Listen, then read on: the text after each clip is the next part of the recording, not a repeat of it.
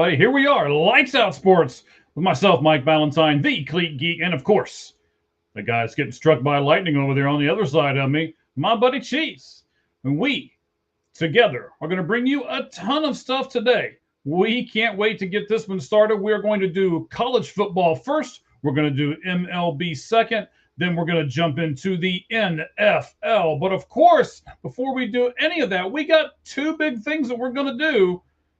We got to see if Cheese is going to catch fire there in his place when we do our Very five.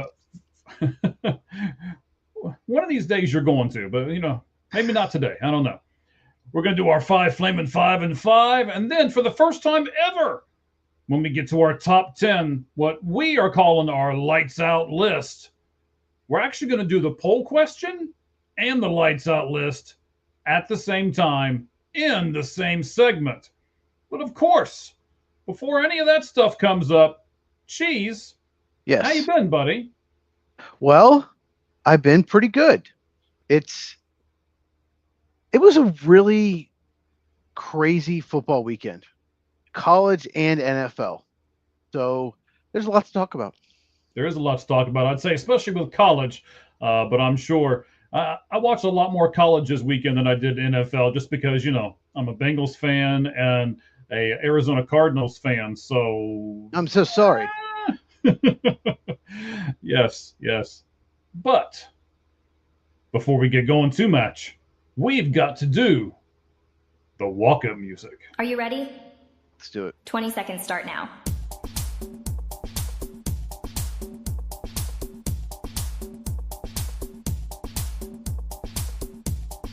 Ten seconds remaining. Very efficient. 5, 4, 3, 2, 1.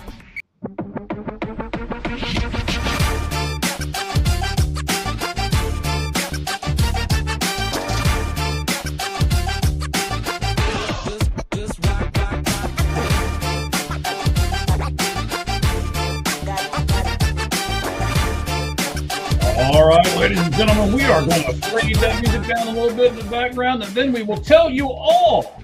We're going to talk about James Franklin and college football.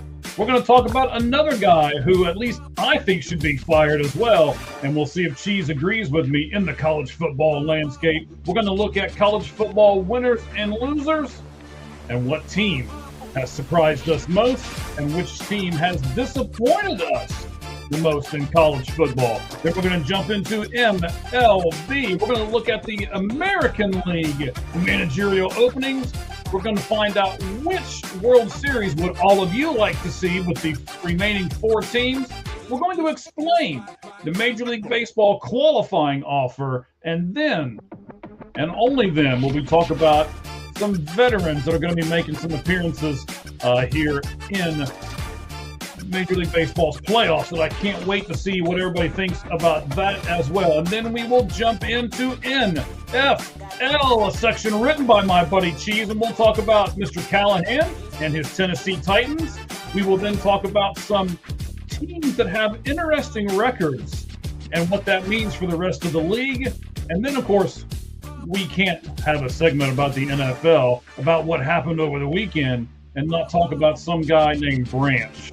And we'll do all of that right here on the Lights Out Sports Podcast. All right, Cheese. You know what's coming first, though, buddy. And I have to give you some props. I've got to give you some credit with everybody. You have been looking at StreamYard, and I think we're going to start doing your videos on a different platform here in about a week or so. So tell us about that a little bit. What have you learned, and what are you excited about doing?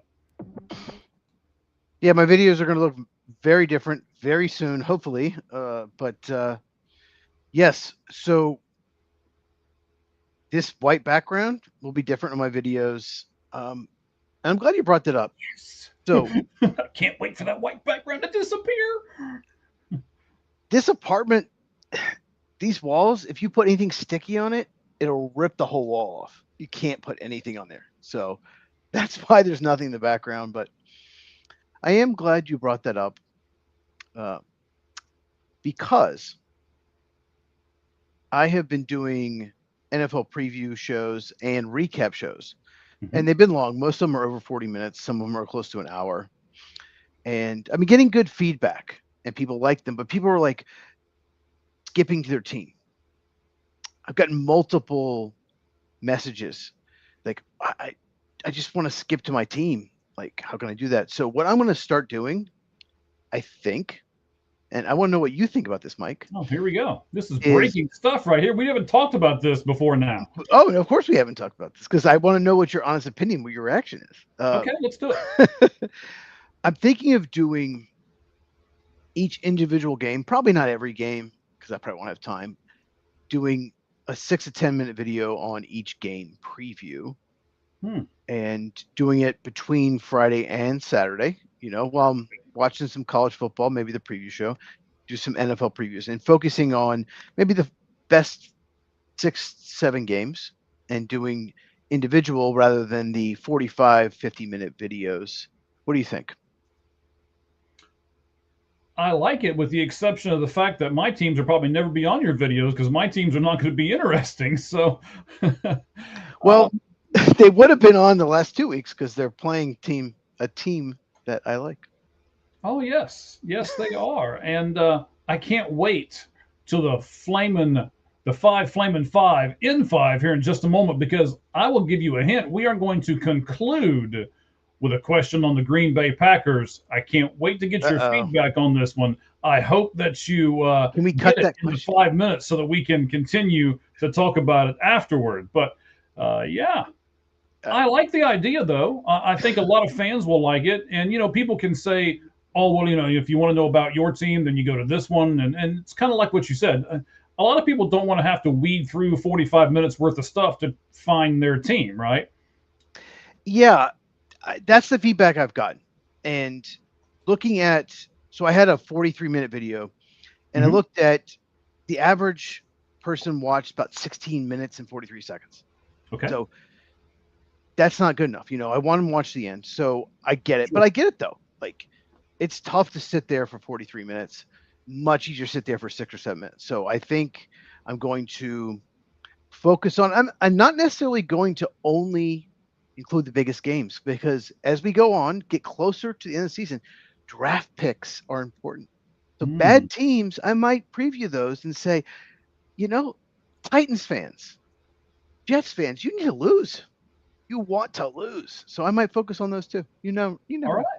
No, I like this. I think it'll be a really nice concept. And I'm telling you, this is nice for us too, because I know fans, you guys don't really see all the behind the scenes stuff, because we basically, and I've said this all along, ever since I started this, when we were doing Spaces way back when, right? When I had other co-hosts and stuff like that before I got Cheese here with me, it's been a proof of concept for me for the entire time. Now, for those of you who are with us live, and we're getting close to the 50 mark already, we haven't even started talking about sports yet, buddy. So once we do that, actually this week, we have put some more things into play in our YouTube channel. And not only are we going to have this approximately 2.5 hour long show put together, but we're going to split everything up into the segments. So later on, if you just want to do the NFL, or you just want to do Major League Baseball, or you just want to do college, you can do that. And then here, what we're going to do in a second, this 5 Flamin' 5 and 5 will be put on the same episode as the top 10 will be in the end. So we're going to have this and then 4 other episodes that'll be coming out. Yeah. So this will be interesting to see how Cheeses will move forward and how our podcast will move forward. And what we really want is your feedback to see what you like and what you don't like. We're big guys. We got, well, at least one of us has broad shoulders. I don't know about the other one, but one of us does. We can take. Yeah, I wish you had broader shoulders. It's a shame. Yeah, me too. Yeah. All right, buddy. Here we go. We're going to do it. The 5 Flaming 5 and 5. For those of you who have never seen this before, thank you for joining in for the first time. Cheese is getting himself all stretched out and ready over there. He is going to get 5 questions that he has no idea what's coming, except for the last one's got to do with his Packers. And I'll talk for 5 minutes on that one alone. Uh-oh, I'm in trouble. Yeah, you're in trouble here. So he has 5 minutes to get all 5 questions. And if he does, then we'll talk about the 5th one some more afterward. So Your timer will start when I complete the first question. Chiefs. Yes. Are you ready? Probably not. Probably not. Okay. We do this great podcasting radio all the time with you. So here we go. All right. So first question. All of the 2025 preseason top 10 teams in college football have now lost, except for Ohio State. So which is more impressive, that they have not lost or that they're outscoring their opponents 221 to 41? Outscoring their opponents 221 to 41. There's no doubt about it. That's insane. Now, they haven't, let's be honest, they haven't played the hardest schedule. They held Texas 7 points, very impressive. Oh, that scoring difference is insane. So, Ohio State, they lost a lot to the NFL draft, as much as anyone, but I kept reading this, and I looked it up, and it said they have talent to replace it. They don't have experience to replace it, but they have talent to replace it. So they're not going to be less talented necessarily. They just might be less experienced. So I think more impressive is the points. All right, buddy. Question number 2.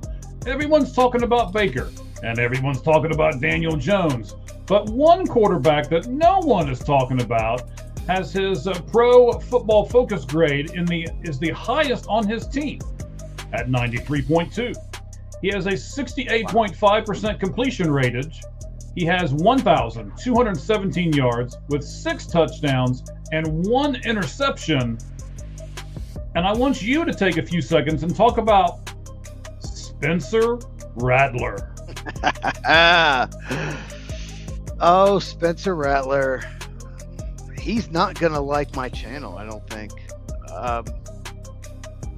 I think Kellen Moore's done a great job with him. The new head coach of the Saints was just hired this year. He was formerly the offensive coordinator of the Eagles. What they've done with Rattler is you're not going to make mistakes. Don't make mistakes. Keep us in the game. He only has 6 passing touchdowns in 6 games. So he's not winning you games. He's not necessarily losing you games. So I don't like PFF. I hate the way they grade, and that's a whole topic for another show, especially on defense. But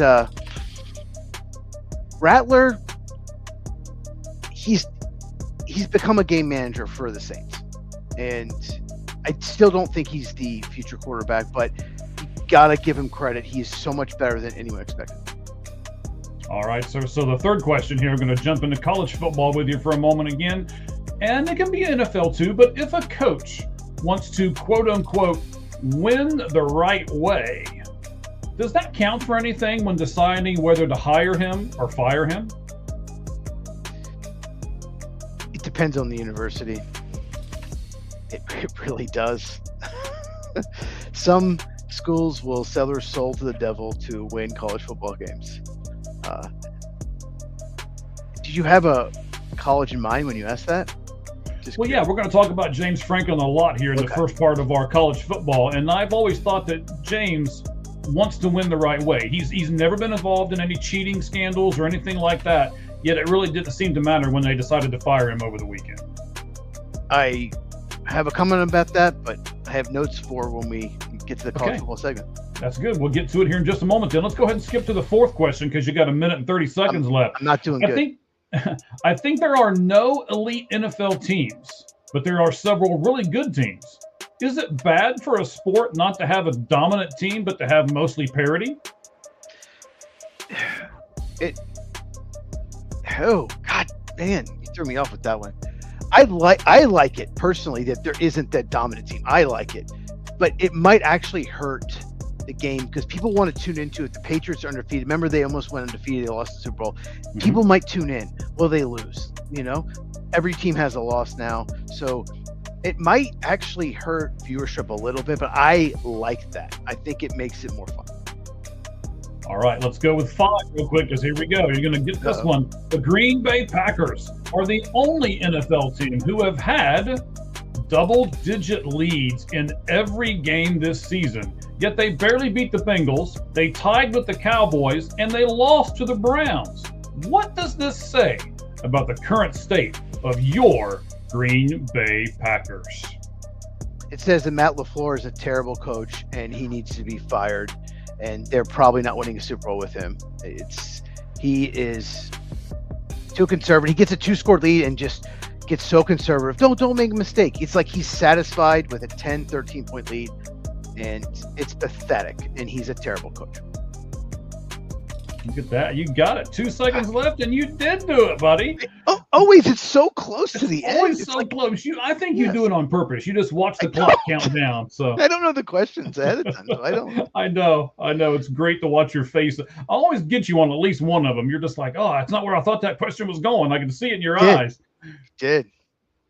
All right. So, I wanted to talk to you a little bit more about the Green Bay Packers and how all this goes. So they are the only team, if you didn't hear the whole entire question, they are the only team in the NFL who has had double-digit leads in every game. Yet at the end of every game, it's close. You're blaming it more on the coach than you are the players. Mm-hmm. I don't know. Do the players just kind of let up? Do they go, oh, man, we got this in the bag. We're good? There might be a little of that, but it goes back to the coach and his leadership, his style. Matt LaFleur, and this is before this season. I've talked about this. Whenever they get a 2-score lead, whether it's the first quarter or early fourth quarter, he just goes into, run on first down, run on second down, run a screen pass. Just let's be careful. Let's not lose it. He goes into let's not lose it mode. Mm-hmm. And because they traded for Micah Parsons, because the defense is the best it's been in his tenure, by far. He's never had a defense this good. It's almost like, the defense will bail us out. And he had chances to put the Browns away and the Cowboys away. Their loss and their tie. He had chances, and he refused to do it. In that Cowboy game, how many 2nd and 8, 2nd and 9s did he run the ball? And got 2 or 3 yards, and now it's 3rd and long. Mm-hmm. And they scored 40 points, but they still punted, I think, 3 times. It's insane, and I just don't think they're going to win a title unless Matt LaFleur changes, especially his play call. Okay. Well, we gave credit earlier in that segment to Spencer Rattler because he's not losing the game for them. Isn't that kind of what Matt LaFleur's doing with the Packers? He's not losing the game, but he's not trying to put his foot on the opponent's neck. Personally, I want to see him put his foot on the opponent's neck, but he doesn't seem to want to do that. Is that your opinion as well? Yeah, and the Saints have 1 win, and doing that. Well, but they don't have near the talented roster that Green Bay does either. Exactly, and that's a great point. That's the point I'm making. You have Romeo Dobbs, you have Matthew Golden, you have Tucker Kraft. You don't even have Jaden Reed and Christian Watson, and they still have a great receiving core. They have Josh Jacobs. They have a lot of weapons without those guys. They're going to get them back at some point, and he's still going to call. I'm calling it now. We're going to talk about this in about 5 or 6 weeks. We're going to still have this. Christian Watson will be back. Jaden Reed's about the time he'll be back.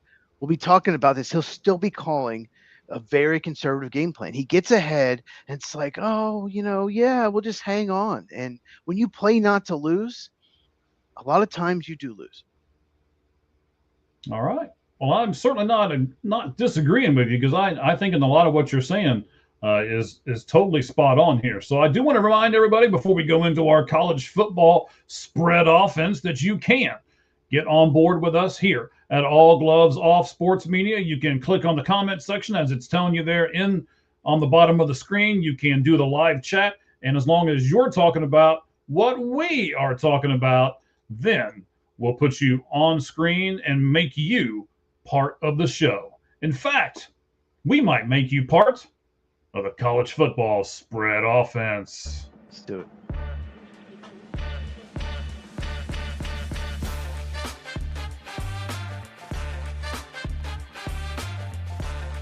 Great college football season so far. There it is. Oh, there it is. There's the background for the college football. Waiting for that. Been waiting. All right, ladies and gentlemen, we are going to talk a bunch of college football. It's probably going to dominate this for the first little bit of the Lights Out Sports podcast because both of us love college football, and there's a lot to talk about. We'll do James Franklin. We got a lot to talk about on that. There's another coach that I don't want to give away quite yet that I think should be fired as well. We'll see if Cheese agrees with me. We will look at the winners and losers of last week and the game that we're looking forward to the most this coming week. And then we'll close out everything with who has surprised us the most and who has disappointed us the most. So, Cheese, let's get started. All right, buddy. So the firing of James Franklin, right? That's the first thing that we're going to talk about. Let's put that up here on the board. I know it's here somewhere. Where did I put it? There it is, the firing of James Franklin. I think I spelled Franklin right. So we got it all. It doesn't really matter now. He ain't got a job anyway. So doesn't matter. Doesn't matter. Penn. So I'm going to kind of give this away in the first part of the segment. I don't like this move whatsoever. I don't know if you do or not, but I don't like the fire James Franklin move. So I don't know where we're going to fall on this because, again, ladies and gentlemen, we don't really talk about what we're going to do beforehand. That's the beauty of the show. We want to come on. We want to be genuine with you, and we want to do this the right way. And that's the only way to do it on a show like this is to not converse back and forth, to not do the Stephen A. Smith kind of thing and play off each other. And no, I'm just going to say something stupid to say something stupid, and I'm going to yell and scream. And no, that's not what we do. We give you true, honest takes on every one of these subjects that we've got up here. So I didn't like it. Cheese, did you agree with what Penn State did over the weekend? Well, do I agree with it? That's such a tough question. That's why we start these things right out of the chute like this, buddy. Yes and no. I mean, I get it. I also here's what happened. Okay. Here's my theory of what happened. All right. The boosters. Let's do the cheese theory. The boosters said we'll pay the buyout. We'll pay. Like everyone's like, oh, Penn State has to pay him $49 million or whatever. They're not paying anything. The boosters are paying. They wanted him out. I guarantee you that a large number of them, if you didn't know this, boosters run these programs. Okay. The boosters, the rich millionaires, that's who runs these college programs. I guarantee you they wanted him out after losing to UCLA, and people at Penn State talked them out of it. Like, no, like, maybe he can turn this around. Okay. Yes, they lost to Oregon at home, close game. Okay. Yeah, they had a bad week, but if they win out, they're fine. Okay. And then the Northwestern debacle. So, but even before that, though, that winning out meant beating Ohio State. Really? Very unlikely to happen. But yes. But at the same time, you're like, okay, maybe they had a bad week, maybe they have a shot. But yeah, they're not going to win that game. But the point I'm trying to make is, I get it, and his record against top 5 teams, top 10 teams, ranked teams is abysmal. He beats all the teams he should. Mm-hmm. And he has 1 win against the top 5, 4 against the top 10. Literally, the coach of Indiana in the last month has as many wins. Like Curt Cignetti, I think that's how you say it. Yes. He's beaten 2 top 10 teams in the last month. And James Franklin did 4 in 11 years. The coach at UCLA, because they played Penn State, has as many top 5 wins. The interim coach who's coached 3 games, as many top 5 wins as James Franklin. I get it. He's had success. They're almost always relevant. They fell off this year. But one more point. I want to know what your take on this is. Sure. Do you think that, okay, you need to know this for frame of reference. I'm sure you've seen this. They have the number 1 running back recruit in the country had committed to Penn State. He decommitted. Yeah. Four of their recruits decommitted in the last 48 to 72 hours. Exactly. Mm-hmm. But the best running back in the country is Penn State. Saquon Barkley. I mean, Kurt Cenis, this is Penn State running back. So I think that was part of the move. Okay, we're going to make a change. You're decommitting. We're going to make a change. It's not going well. And they may try to salvage recruiting. I don't know. What do you think? You don't think he should have been fired? What do you think of the whole situation? Well, let's hit on a couple of things that you've hit on here, and I've got a whole lot of notes on this over here. I keep glancing over at. You've touched on a lot of what I'm going to touch on here. So first of all, yes, the boosters run it, but from everything that I'm being told and everything that I've read and all of that, Adidas basically stepped up and said, "I know we've got a few boosters around here. I know we got money, but we are also going to kick in some millions, and we'll make sure if that's all that you guys need is money." Adidas, we've got money, right? So again, from everything I was told, year 2 and 3 is being completely covered by Adidas. They have kicked in the money for that and said, yeah, we want him gone. We don't like him wearing our stuff as being a loser. So get him out of here, right? The other thing that you touched on was the record against top 5 and top 10 teams. Yes, I completely get it. And that is the big knock on James Franklin. But to be honest, it's the only knock on James Franklin. He is, since 2015, he's 97-39. And not only is he 97-39, but you're going to help me here because it's like we're in the little same brain and wavelength here. So that means you should probably go get a CAT scan as soon as this podcast is done. But I should. Recruiting. Yeah. So recruiting, he has never been lower than 22nd. Now he's never been higher than 5th since 2015. So his recruiting is also at 13.5. That's where Penn State falls in their recruiting ladder is 13.5. Like they're between 14 and 13 in the country, and on the average since 2015. So not only does he bring in recruits, but he's a pretty darn good coach. He just can't seem to win that big game that they need. And then when he got let go, what happened, as you just alluded to? 4.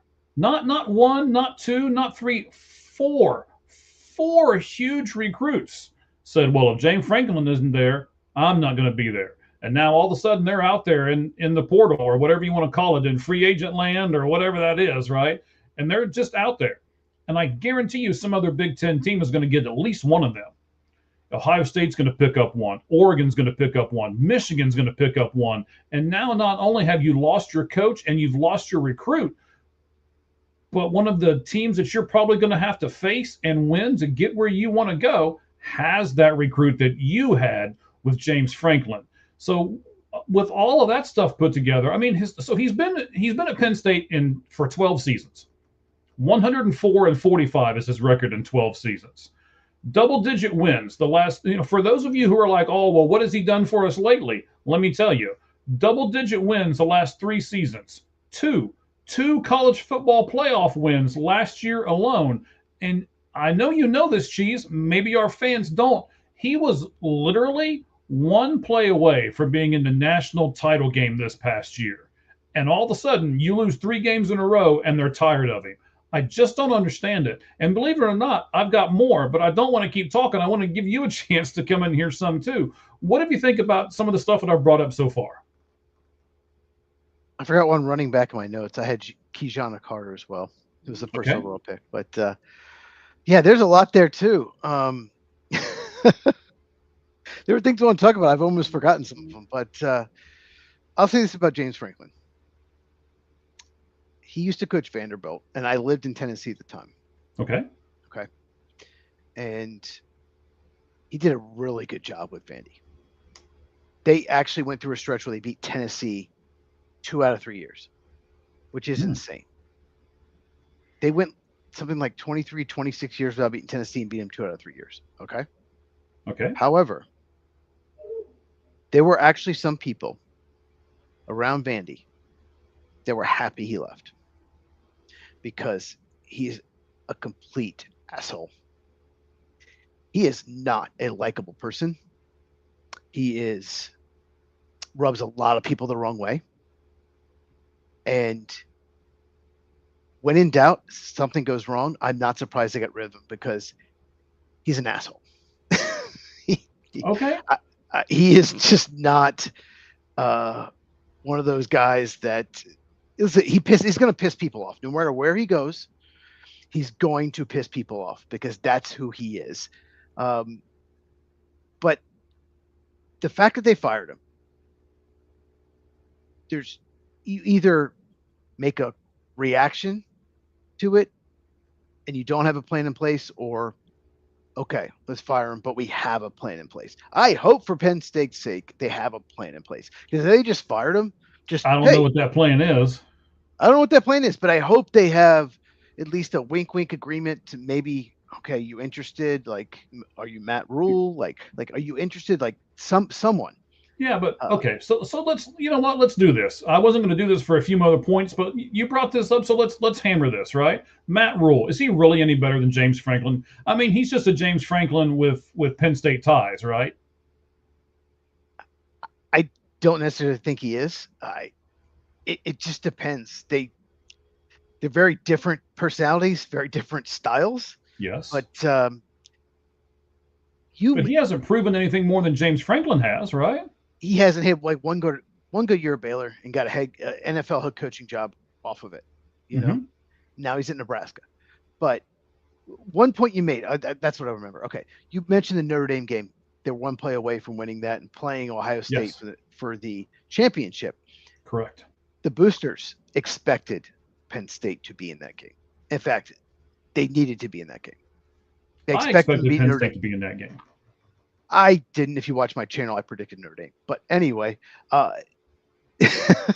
yeah, at Football with Cheese. I guess I got to start watching your channel a little more. Yeah, well, it was one of my first 5 videos, but I did predict Notre Dame to win. But I also said it was a coin flip. But I'm telling you, Penn State, we need to have another chance at Ohio State. If we get another chance, we think we can beat them. That was what Penn State was thinking going into that game. And he didn't win that game. And he made the Final Four. But when you don't win that game, they weren't happy. Most universities would be so happy to get that far in the playoff, but they weren't. Right. They thought they should have won that game.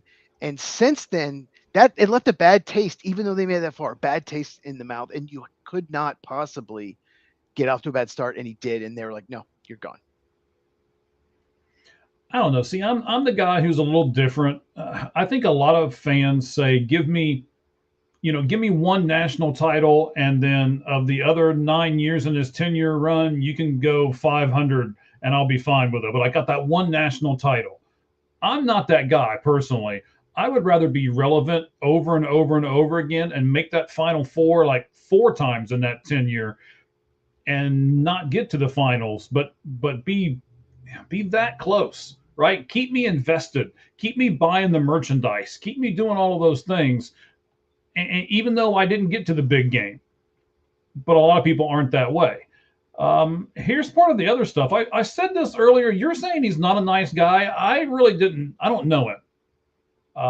So when I alluded to it in the 5 Flamin' 5 at 5, when I said, if a coach wants to, and I did the quotes, right, win the right way, then does that make a difference to hiring and firing him? And I've always looked at James Franklin as wanting to win the right way. He's never been caught in any kind of scandal. He's never, what?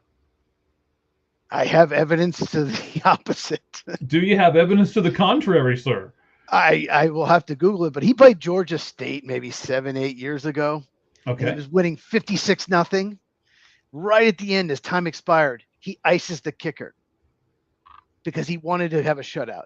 Up 56-0. He ices the kicker. Okay. James Franklin is an asshole. He has pissed people off wherever he's been. I'm telling you, Vandy people a lot of people were not happy he was gone. He's a very good coach, so he gets away with it. But I'm telling you, that guy is an asshole, and a lot of people do not like him. But there's those people in sports everywhere, right? Bill Belichick. Sure, but I'm trying to think of the New England coach that didn't went to Dallas. Yeah, I mean, there's plenty of those guys. So now he's going to make roughly $50 million to not coach at Penn State. Yeah. I blame the university here. The university signed him to a 10-year extension in November of 2021. why do you sign any coach to a 10-year? Why do you sign any player? I mean, we've talked about this on this show before. Why do you sign Albert Pujols? Why do you sign, we can go through and name a whole The bunch of people Angels that, sign them all. The yeah, Angels sign half of them in baseball. they have signed some Anthony terrible Rendon, contracts. how's that worked out? Right? Why would you sign somebody to a 10-year contract? You're probably not gonna make that contract, and then you're gonna have to pay for it later. I don't think they thought this was going to happen this quickly. I mean, this is the second largest buyout in college football history. The only guy that got more was Jimbo Fisher. And, we could go down that road if we want to, but we probably don't. But, I can tell you exactly why. That's the university's fault, isn't it? It's not James Franklin's fault. That's the university's fault. I think you know this. I mean, it's these agents for these coaches use other teams to get them extensions. Mm-hmm. They use other teams. He might go to this university. He might go to that university. And we'll talk about a guy like that in a minute. Yeah.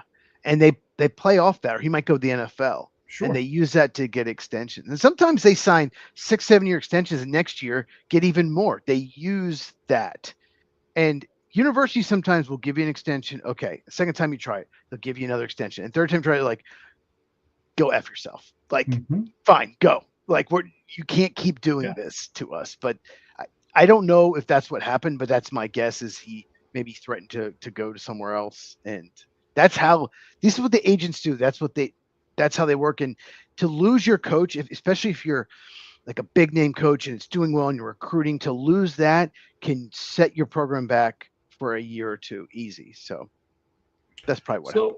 So let's look at it this way. In the rungs of the college football ladder, all right, we all know that's how the ladder works, right? There's rungs on this ladder.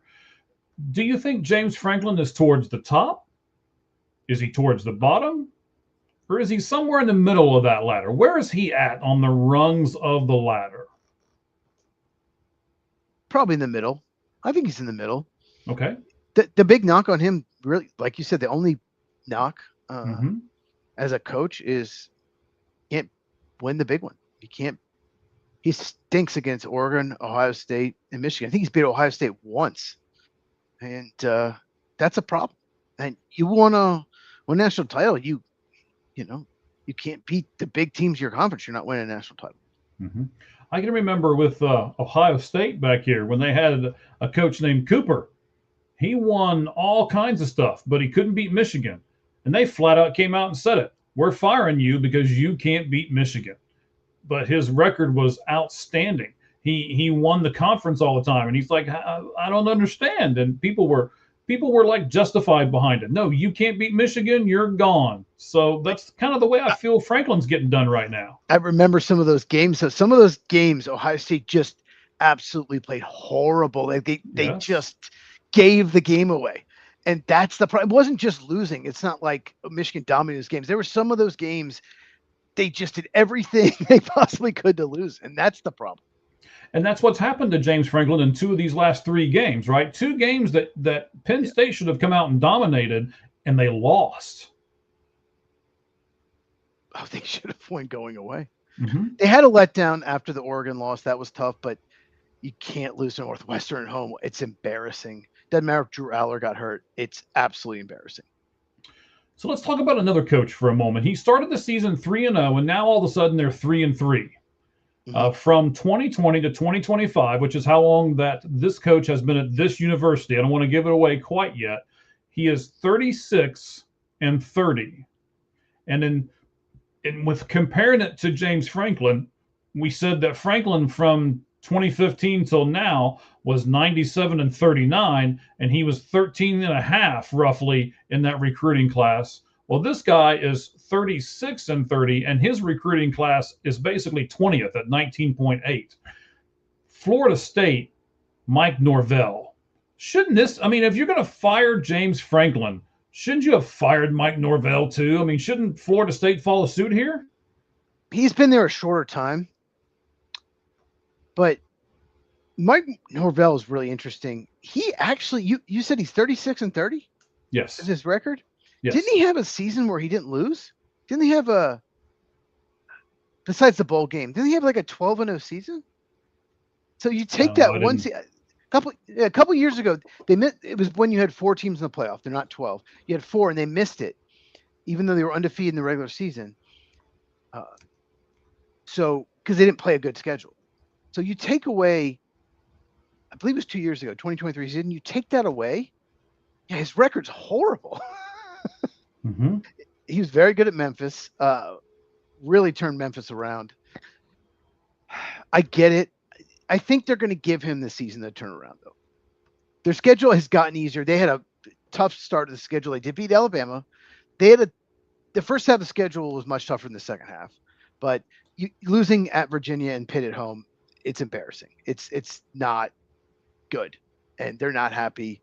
But I think they were patient last year when they completely collapsed. They're going to give him a little more time. Okay, so here are the records for season. So he started in 2020 and went 3-6.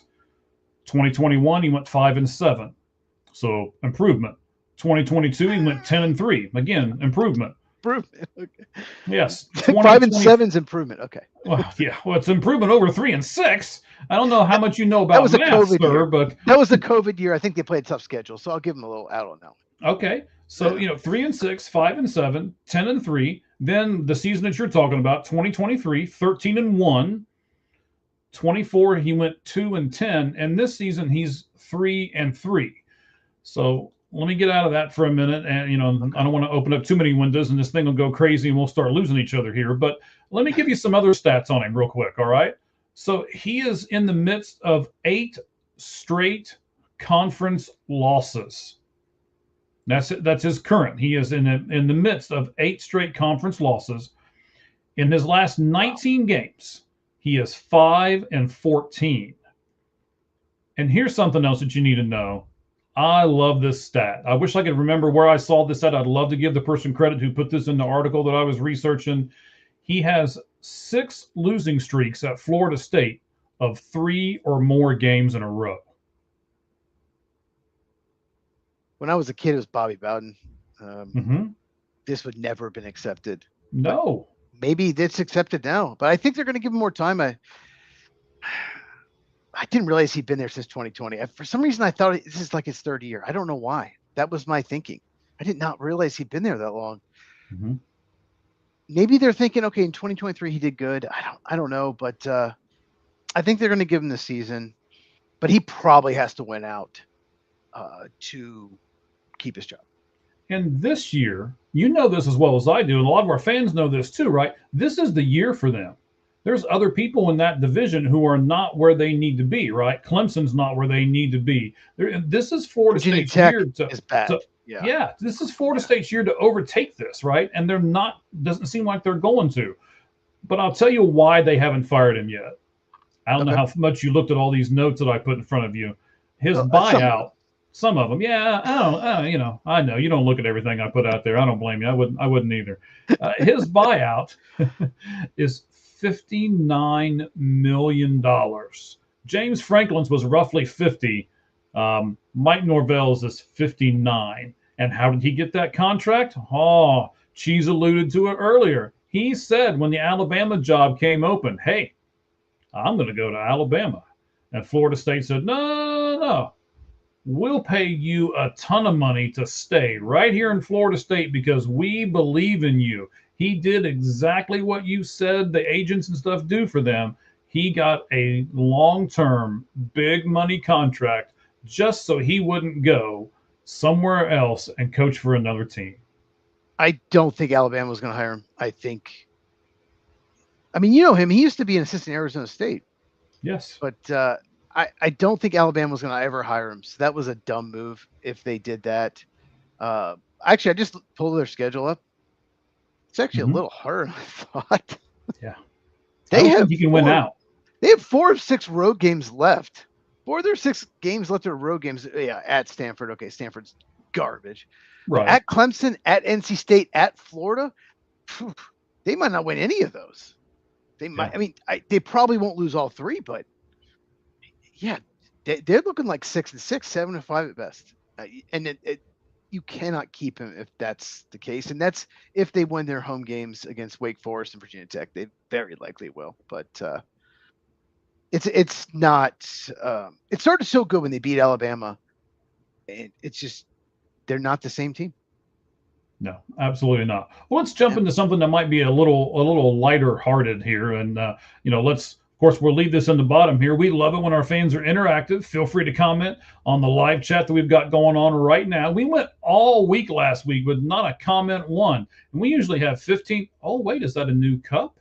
No, it's just the Packer Cup. Packers are very good at beating Bengals. They are. The Sisters of the Blind right now could probably beat the Bengals. But, thank God Burrow didn't play that game. Right. We'll talk more about the Bengals here and your Packers here in just a little bit as well. But let's look at this. Week 7, biggest winner and loser. Cheese?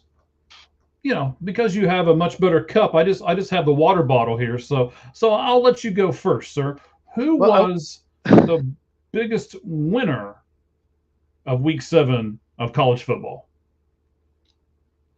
Okay, I picked one because I'm not sure who you picked. So I don't know why you're not sure who I picked. It was on the notes. If I read the notes. Oh well, okay. I forgot. Yeah, you don't like me, so you don't read anything I put out there. But that's fine. Oh, there was okay. There was biggest surprise. You didn't put the notes on who was your biggest surprise. No, I did not. I did not. Okay, so that's what that one for a surprise. Okay. Biggest winner. I'm gonna put 2. I think the obvious one is Indiana. They won at Oregon. I mean, obviously they're the biggest winner. What a huge game. Most people don't win at Oregon. Nobody wins at Oregon. Like nobody on the road. So Indiana, huge win for them. Great for the program. They're so good. They really are good. But the underrated one that no one's talking about is South Florida. So South Florida won at North Texas, who was undefeated.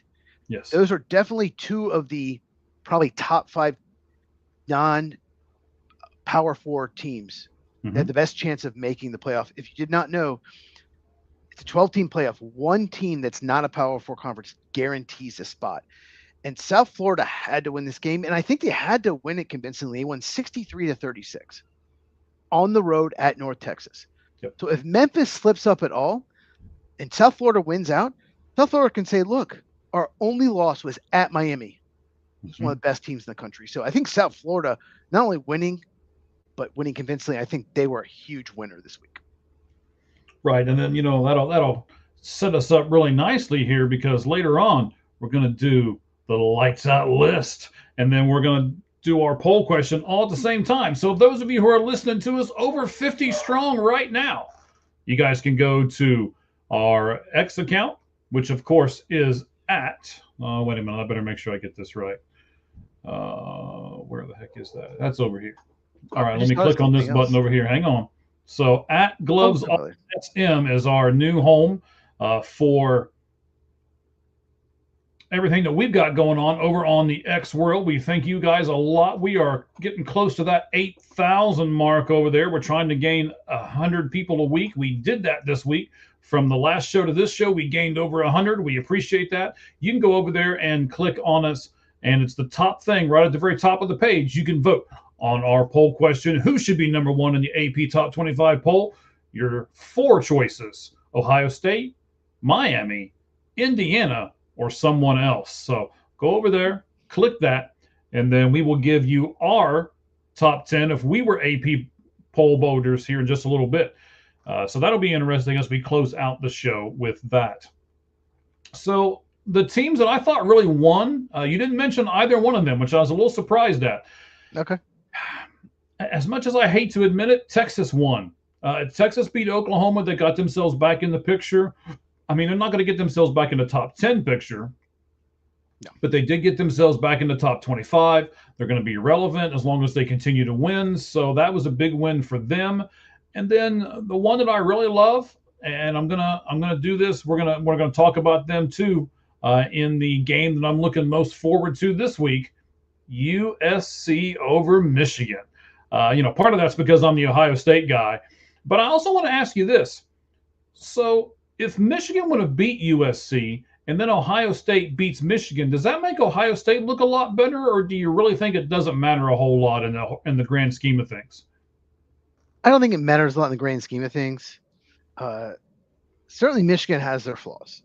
they're good at some things, but they have some huge flaws. And Mekhi Lemon was so good for USC, the wide receiver. But no, I don't think it will make that big a difference. I mean, Ohio State's number 1 in the country, so they'll remain there as long as they win, I think. Okay. That's interesting. So, like I said, Texas and USC were my 2 biggest winners. Let me go ahead and give you the biggest loser that I thought about as well, and then I'll let you give us your biggest loser, sir. So I thought the biggest loser was Iowa State because they lost to Colorado over the weekend. They were towards the bottom of the AP top 25. Then with that loss, they fell out of it. So I really think that damaged them a lot to lose to Colorado. That was my biggest loser. Who was yours, Cheese? Yeah, it pretty much eliminated them from any chance of making the playoff. So, yeah, that was a bad loss. My biggest loser is a team that won, believe it or not. I'm throwing a curveball here. I'm throwing a curveball here. Okay. My biggest loser is a team that won, and it doesn't matter if they win or not. It doesn't matter how many games they win. It doesn't matter. The only team that beat them is Ohio State. They're never going to be ranked, and that's Washington. Washington beats Rutgers by 19 points. The only loss was to Ohio State, and yet they're 5-1. I love Virginia. My dad, that's his alma mater, but they lost to NC State and they're ranked like 18th or 19th. Washington lost to Ohio State and beat everyone else, most of them convincingly, and they're not even ranked. So Washington's the biggest loser because they can't get any respect. They will not be ranked. So that's my biggest loser. Okay. So what you're telling me is the AP poll may be flawed, and that's why you and I need to give our top 10s here in just a little bit when we close out the show. So interesting. Yes. All right. So what team has surprised you most this season, sir? Miami. Their defense wasn't very good this year. They struggled a lot of games. They just missed the playoff, won a lot of games in shootouts. And, they had Cam Ward. He was the first pick in the draft. There were a lot of games where they just outscored their opponents. So going into the year, I saw Miami ranked like 9th or 10th, I think, preseason. I'm thinking, Carson Beck got benched at Georgia. I was like, this could be a 4 or 5 loss team for Miami, but they got some transfers. Their defensive line's incredible. Most improved defense of any college team in the country, and Carson Beck's played great. So I'm shocked that Miami is this good, but they are really good. They are really good.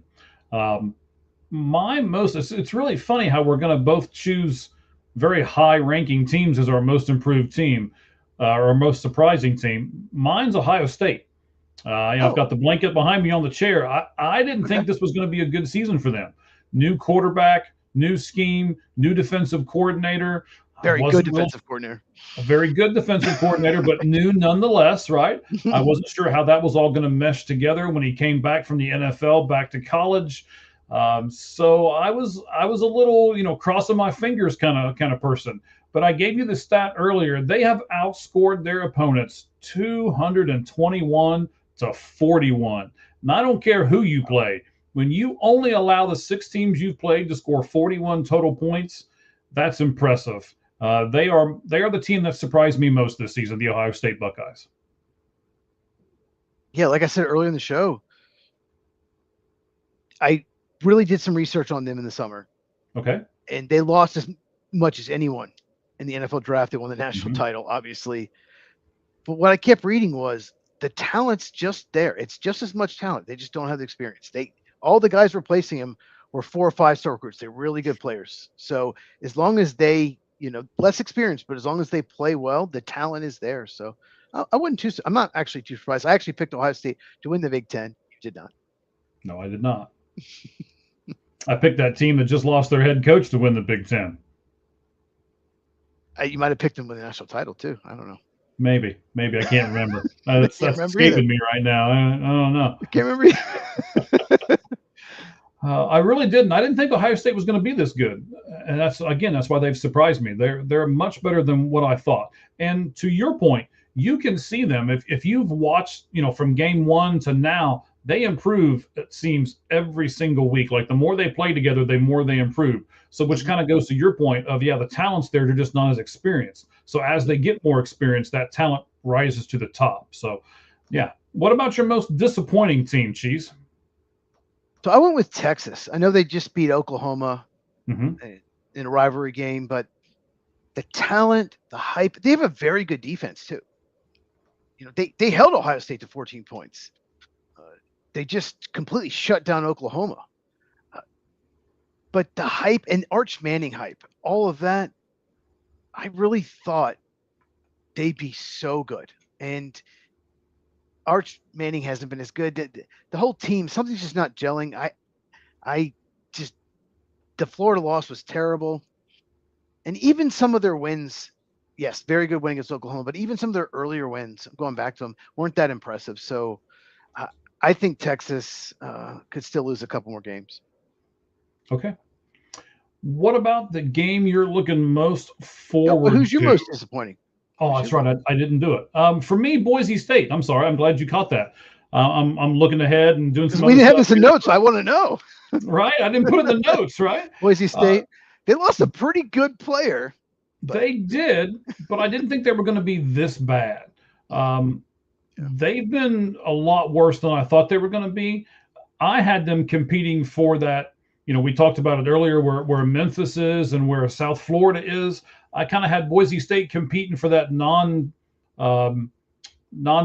4, getting in that and at least being talked about. They're not talked about. They're not getting into that. They're not doing any of that right at the moment, and I'm really surprised at it. So that's my disappointing team was Boise State. We got one more piece of business we need to do here in the college football spread offense, and that is this, sir. What game are you looking most forward to in week number 8? Oh,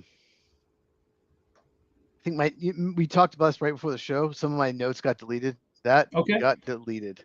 So you want me to talk about it first? You go first. Give me a second. A bunch of stuff got deleted. Yes, I had big problems right before the show. If anyone did know, it's why we're a little late. You go first. I'll pull up. All right, that's fine. So for me, we talked about this team earlier when I said USC had the big win over Michigan this past week, and now they've got a chance to do it again. USC is at Notre Dame this week. If they beat Notre Dame, Notre Dame's done. Notre Dame is out of the conversation for the those top 12 teams, and USC honestly kind of propels themselves up and can put themselves into that conversation. So I think this game is a really big turning point for both of these teams. And I don't know what's really going to happen if Notre Dame beats USC. I'm not sure how much that really helps their resume, but it's certainly not going to have them slip down. So they'll probably, I don't know if they're going to get in the top 10 with a win over USC, but I think they're ranked, I believe, 16th right at the moment. So maybe they'll get them up to 10, 12, somewhere in that range. Notre Dame can't lose this game. They can't lose USC. If they do, they're done. They're done. Yes, I agree. Actually, both teams, whoever loses this is done. Yes, I would agree with that too. USC at Illinois, it's before the season it looked like a good loss. Now it's decent, not a terrible loss, but not a great loss. But the losers game is pretty much eliminated. There's a lot of good games. We keep saying this almost every week. Yeah. Obviously, I mean, Ole Miss is playing Georgia on the road, and even if Ole Miss loses, they'll be fine probably, or they might be, because you can lose 2 games in the SEC. But there are 2 games that are huge, I think. The winner is in such good shape and the loser's in big trouble. And those games are, let's go in the Big 12. Sure. BYU is playing Utah. Big game. Big game. BYU, it's a home game. They haven't really played anybody. If you look at BYU's schedule, they haven't really played anybody. This is the best team they played.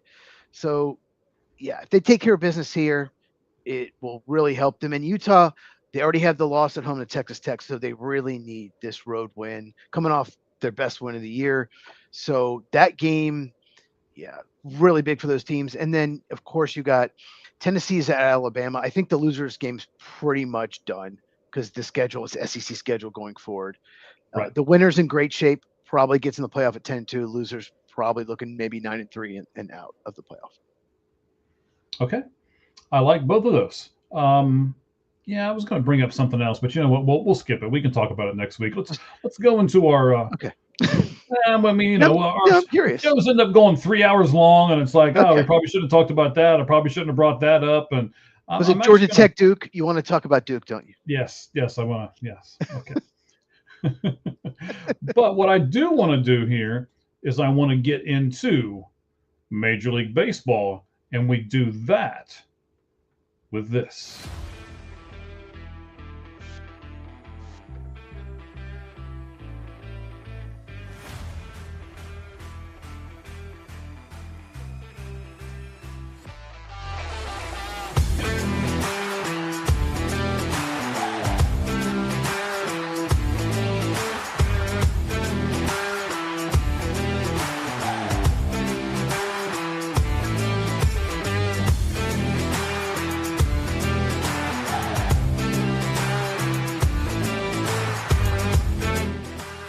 All right, guys, we're going to get into MLB here in just a moment. We're going to talk about Twins, Orioles, Angels, maybe even the Padres.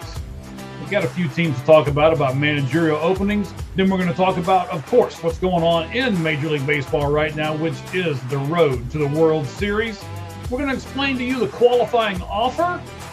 We're not sure who's going to get that yet because we haven't got quite that far into the off season, but we're going to explain it to you. And then we're going to talk about the Blue Jays throwing 2 veterans in games 3 and 4 and getting Cheese's ideas as to, is that a good thing to throw these 2 veterans out there at the end when they're down 2-0. So we'll do all of that and a little more right here on the Lights Out Sports Podcast as we do our MLB Sports Talk. All right, buddies. So the AL teams with managerial openings. Let's take them one team at a time. The Twins, they have already asked for permission to interview Red Sox bench coach Ramon Vasquez, but that's all we really know about the Twins. What are we missing here? What do the Twins need to do? Why did they let go of Rocco Baldelli, by the way? He'd been there for a while. It was a disastrous season for them. They just collapsed. I don't know if it's Rocco Baldelli's fault. They obviously sold at the deadline, but I don't know much about, Vasquez, but it's tough to win in Minnesota. I don't think that's a sexy job, and I don't necessarily. Let's put it this way: I don't think I'd take it. It's tough to win there. It is tough to win there, especially when they had a big fire sale and then they end up blaming the manager at the end of the fire sale. I don't understand that at all. I didn't understand why they let him go. Some of their best players are always hurt, though. Some of their best hitters are almost always hurt. Yeah, Pablo Lopez got hurt. Like almost all their players are always hurt. So yeah, I think that's the job I would want the least. All right, so if it's a job you want the least, then we'll talk about the Orioles next, right? So the Orioles have been attached to a Chicago Cub person, Ryan Flaherty. We're going to talk about him a little bit more. Yeah. Well, wait a minute. It's not. There's no N in there. It's Flaherty, Ryan Flaherty. He was actually drafted by the Cubs, but he played mostly for the Orioles, I think, in the Phillies. Could be wrong, but yeah. Yeah, and then they've also talked about the person that they put as their intern manager, which was Tony Masolino, I believe is how you say his name. So he actually had a winning record with them. They didn't have a winning record overall, but the record with him was 1 game over 500 when he took over. So do you think they're going to go with one of those 2 guys or maybe somebody else, Cheese? Probably one of those 2 guys. Honestly, yeah, Flaherty played there, and he's like the hot candidate. There's always a bench coach that's the hot candidate. So yep. I really think it's going to be one of those 2 guys. Being a Cubs fan, though, are you going to be upset when he probably leaves the Cubs sometime during this offseason and gets a head coaching gig? Well, he's done a good job. So, I mean, it depends who replaces him. Maybe Brandon Hyde comes back, who just managed the Orioles. Maybe he comes back as the bench coach because he was a really good bench coach for the Cubs. Like, he was really good. He made Joe Madden look really good in some games. I still remember, like, the players would, like, give him shout outs. They point to him like, oh, you called that. Like, he's very analytical. He's very good at strategy. So maybe Brandon Hyde comes back. So it might not be a big loss. And I wouldn't be opposed to seeing Brandon Hyde get the job in Minnesota or maybe another team we're going to mention here in just a little bit. I would love but him to coach the Braves or manage the Braves. I would love it. There you go. There you go. All right. Talked about that The last other week, team yeah. the other team that Cheese is really high on, so he's the Cubs and Braves guy. What about the Angels? So let me give you an Angels stat that that should have you doing what you're doing right now, shaking your head, right? So the Angels in the last 10 seasons have either finished 4th or 5th in the division in the last 10 years. So which one's more attractive? Is Minnesota more attractive or is the Angels more attractive?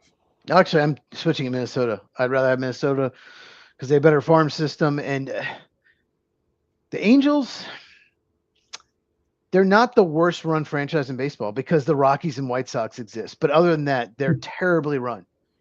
But they have Mike Trout. They have no plan. They literally will be 8 games under 500 and they'll buy at the deadline. Yeah, they did it this year. They'll draft a college player, usually a college bat, and that's good. Usually it's a good player, and I like it. And then throw them into baseball like 2 months later. And then when they're 24, 25, they're free agents, and they can't re-sign them. Mm-hmm. And they had the biggest opportunity because their farm system was one of the worst in baseball, if not the worst, a couple of years ago, to trade Ohtani and get a ton. They would have gotten 3 top 100 prospects and more. Yep. And they refused. It's a horribly run franchise. I want nothing to do with it. And Albert Pujols and Torrey Hunter, if they're smart, and I don't think Pujols is very smart, but Torrey Hunter, I think he really is, do not take that job. Get away from that organization. It's terribly run. But I'm going to tell you that Albert Pujols or Torrey Hunter is probably going to get that job. One of those two guys is going to take that spot. Probably Albert Pujols. From everything that I've heard, the sources that I do have a few in baseball, they're saying that Pujols wants a long-term contract, and Artie Moreno loves him but doesn't want to give him more than like a 4-year deal. So we're going to see where that ends up at before it's all said and done there. And then we need to talk about a little bit of a surprise here. Mike Shildt for the Padres announced a couple days ago he is going to retire. I think it caught the Padres off guard. It caught me off guard. He's saying he needs to take care of his family, and he's saying he wants to go out on his own terms and all this kind of stuff, which sounds good. But I think we're going to find out before it's all said and done. There's something that we don't know yet. My friends are idiots. They're just texting me. They're like, okay. Anyway, Well, they want on the comment screen instead of texting you, right?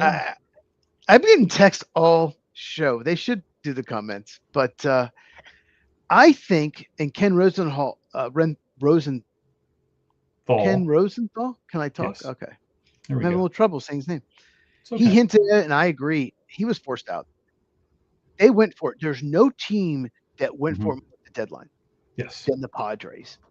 And then they go to Wrigley and they lay a brick. They were terrible in that series. Mhm. The lineup was awful. They could not score. And the Cubs' top 2 starters that would have pitched in that series didn't pitch. Like Cade Horton didn't pitch. And Justin Steele's gone for the year. Yes. And it was a heated locker room. There was a real bad strike 3 call in game 3, and they screamed at the umpires. It was pathetic. It was, it just wasn't working. It wasn't working. So I'm not surprised he's out. I think he was forced out. They're making it seem like he wasn't, just like the Braves with Brian Snitker. But I think it's time for a change. They need a better manager, someone that can. It's just, it didn't work. I don't know why, because the Padres have talent, it just didn't work. Well, I mean, in my opinion, any team that you've got where your locker room leader is Manny Machado is probably not going to work. So no. Yeah, just my Jose opinion. Iglesias. I don't like the guy. Jose Iglesias too, not a good guy. Just those are their veterans. Yeah. Right, but that's who they chose to go with. So you made your bed, now lay in it. It's pretty much the way I look at them. So he is also looking at. The Padres are now talking to the same guy, well, from the Cubs, your buddy, Flaherty, or I'm sorry, I keep saying that wrong. Ryan Flaherty. Yeah. Yeah, Ryan Flaherty. You Okay, said I it right. didn't say it right that Flaherty. time. And then we need to talk about the Texas Rangers really quickly. Bruce Bochy left the Texas Rangers, and they took absolutely no time to hire Skip Schumacher. We all knew he was going to get the job, so they went ahead and did it.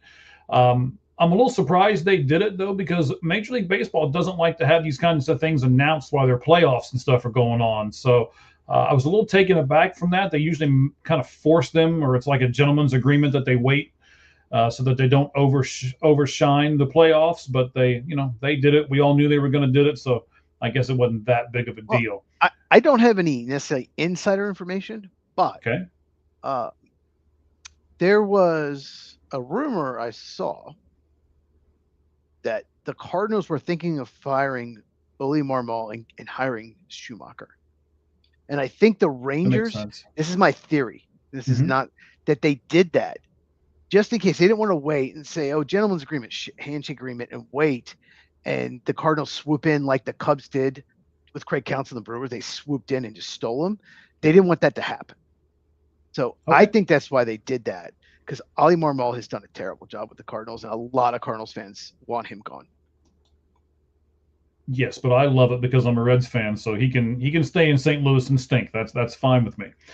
You're the Cubs guy, so I'm sure you're okay with him staying in St. Louis and stinking up the joint. So he's just not very good. I respect him. I respect the guy, but he's just not a very good manager. So, Cheese, I'm going to ask you this. Let's focus on the World Series for a few moments here.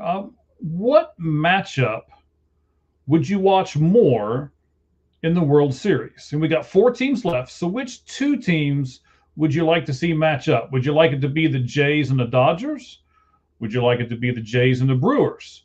Or would you like it to be the Mariners and the Dodgers, or the Mariners and the Brewers? I have an interesting answer to this.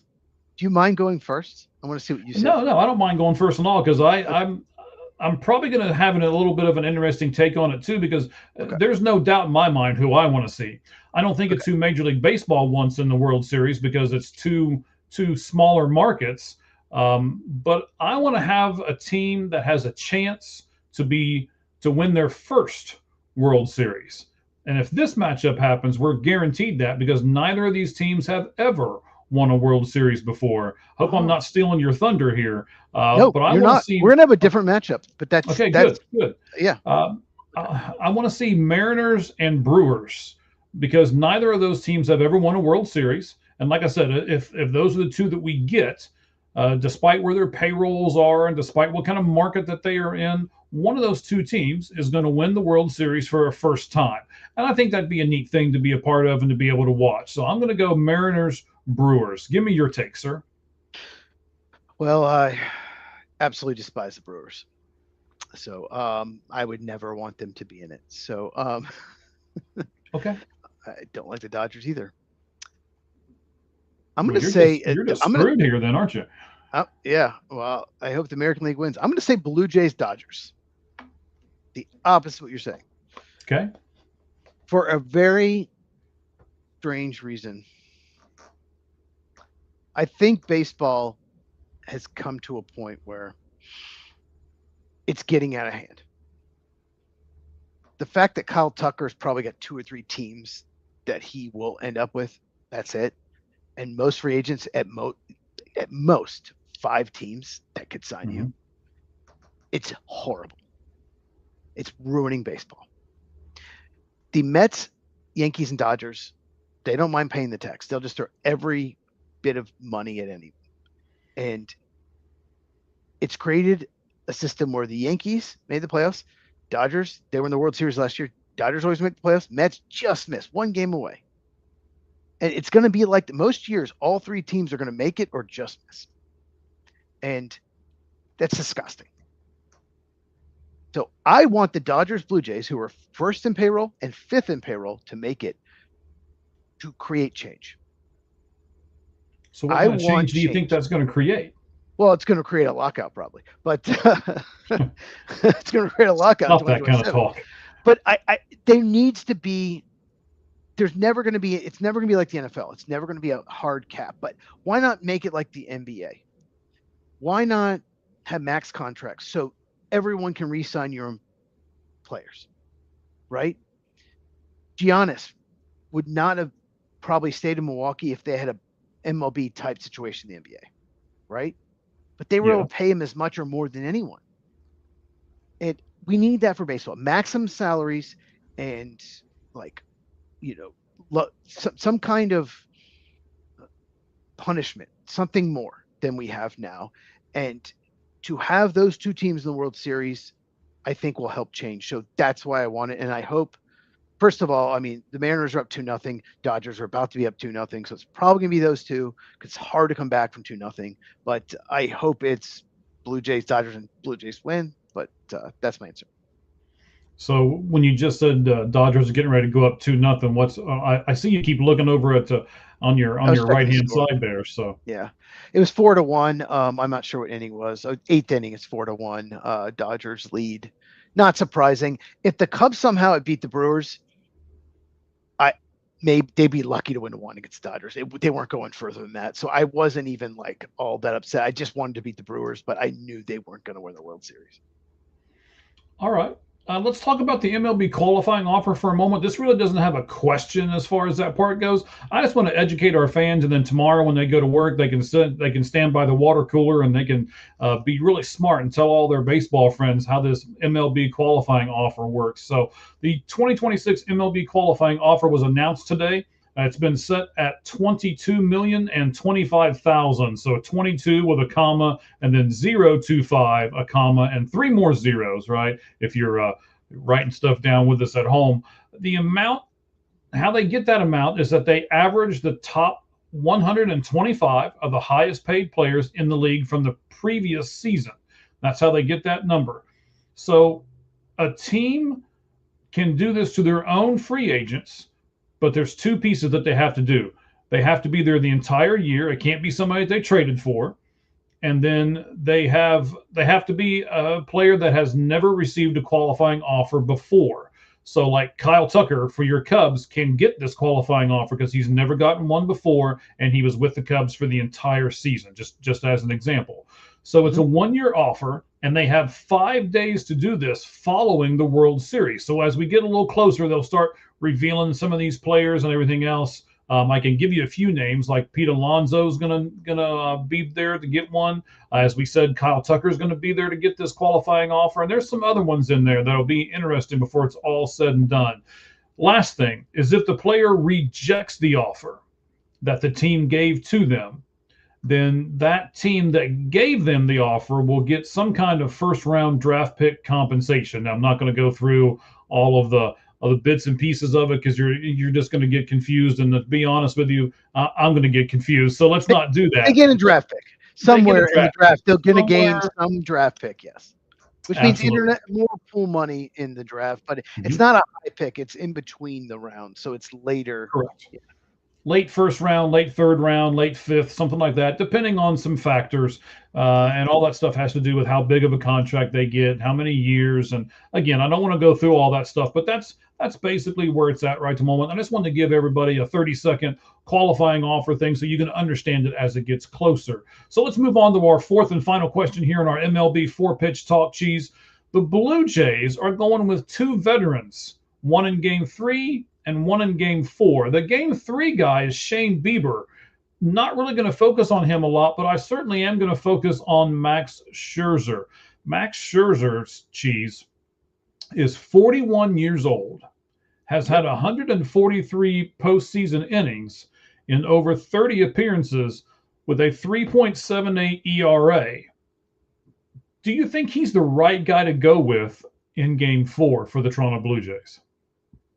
Probably not at this point. He's never been a great postseason pitcher anyway. No. So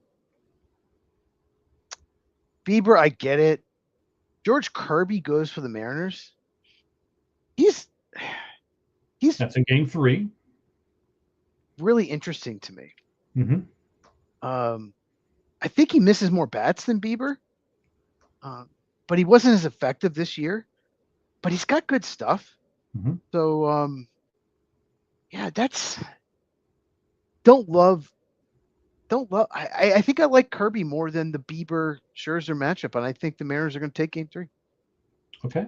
I do. Now, I will give Scherzer credit. He was part of the Washington Nationals World Series championship in 2019. He was also part of the Rangers when they won in 2023. So he's got not only experience, but he's got winning experience those 2 years. He just doesn't have an overall body of work that's really good. I think he struggled with the Tigers. I think when he was with the Tigers decade ago, I think he struggled really bad when they had a playoff run. Yeah. That's correct. He reminds me of Clayton Kershaw. Clayton Kershaw is the same kind of way. He's got a couple of World Series rings, right? But he himself has not had a great World Series career.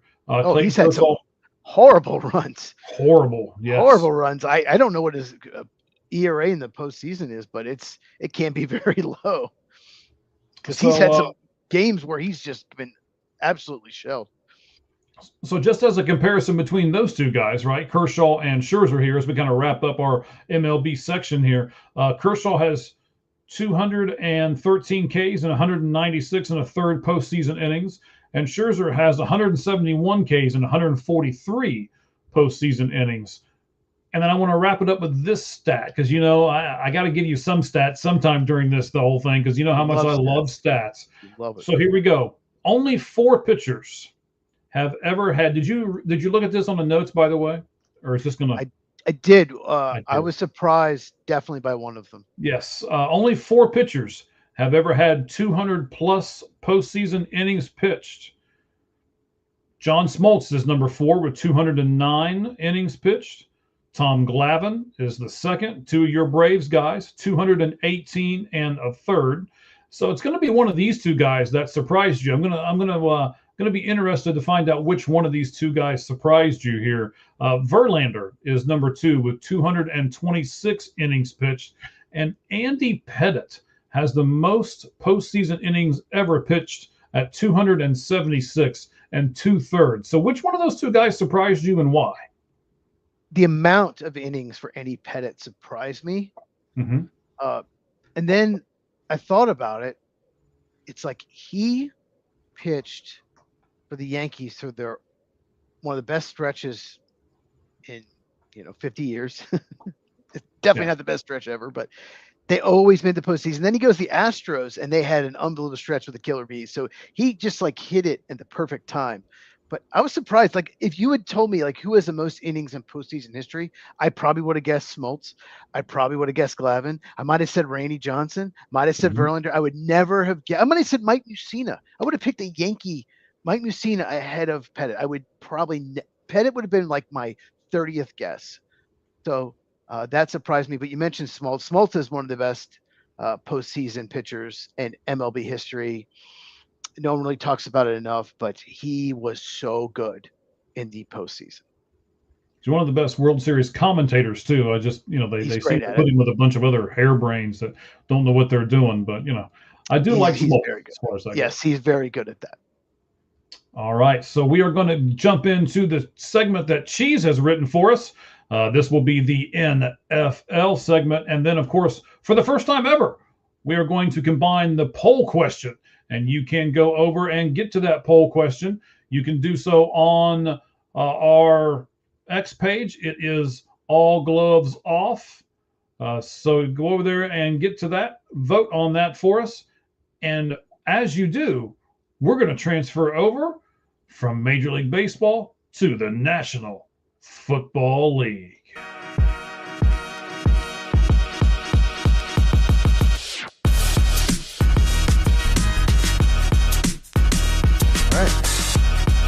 Last week you had trouble.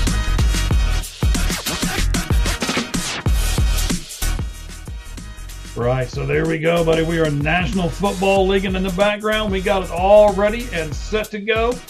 I believe I have the little banners here the way you've got it in your notes. Let's see if I do. Well, real quick, last chance to the poll question.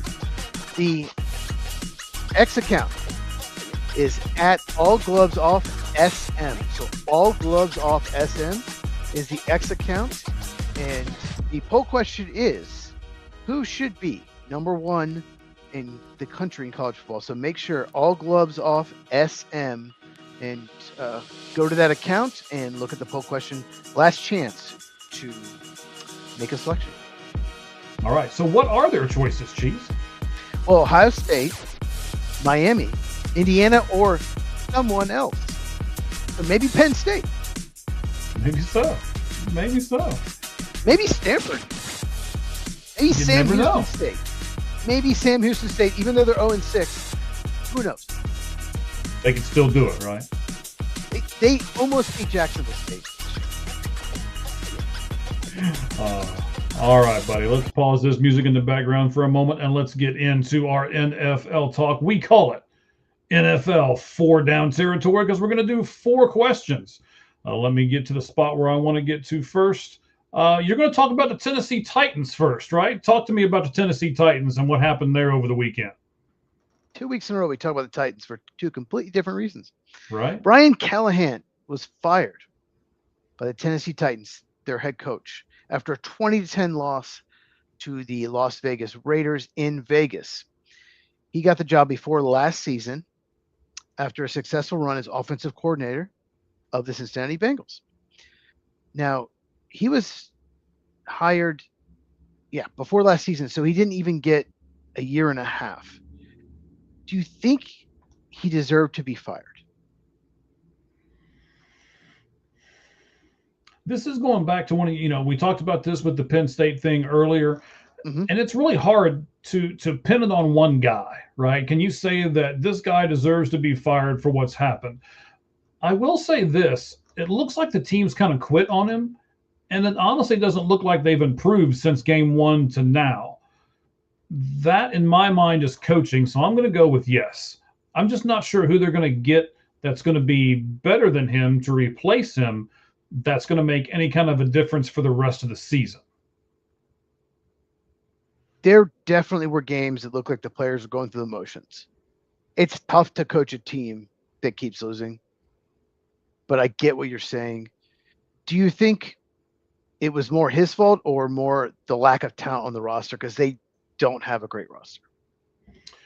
No, they don't have a great roster. They don't have a whole lot of talent. That's a really good question, actually, buddy. They don't have hardly anybody. I don't know how many players I can name on that team. I can name a lot.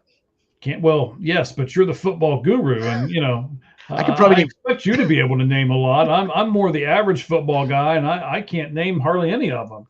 So I'm going to go with the talent. They need. Talent wins games. I understand scheming and coaching and stuff has an effect on it, but you can scheme and coach and all of that all you want, but if you don't have talent, you're still not winning. So I think they needed to give him some more talent and a couple more seasons to see if he could turn it around. I think it's a combination of both. It just wasn't working. And some coaches can handle losing the first few years and keep the team together. And it just, obviously the talent was the bigger problem, but I don't think Callahan was the coach to handle that, a full rebuild, which is what they're doing. Mm-hmm. Now, when you fire a coach in the middle of the season, there's only 2 reasons to do it. Otherwise, it's a dumb move. The first reason is if you're a contender, maybe you've underachieved and you need a new voice, a new leader in the locker room. We've seen that in the NBA. We saw that with the Denver Nuggets this past year. Okay. The second reason is you want to give an interim coach a chance to turn things around. Obviously, the Titans are not a contender, so it's the latter. Was this more about, do you think, Callahan or giving former Charger head coach and now offensive assistant Mike McCoy a chance to see if he can turn the offense around and maybe be the guy going forward? Mike McCoy just doesn't light my fire. Even if I'm a Tennessee Titans fan, he just doesn't, right? That's not a big swing. That's more of a miss for me. So I don't think it's what they want to give him the chance for. I still think I'm going to stick with the talent around them. They need more talent around them. Yeah, Mike McCoy I remember when he was the Broncos offensive coordinator, he was the hot candidate that year.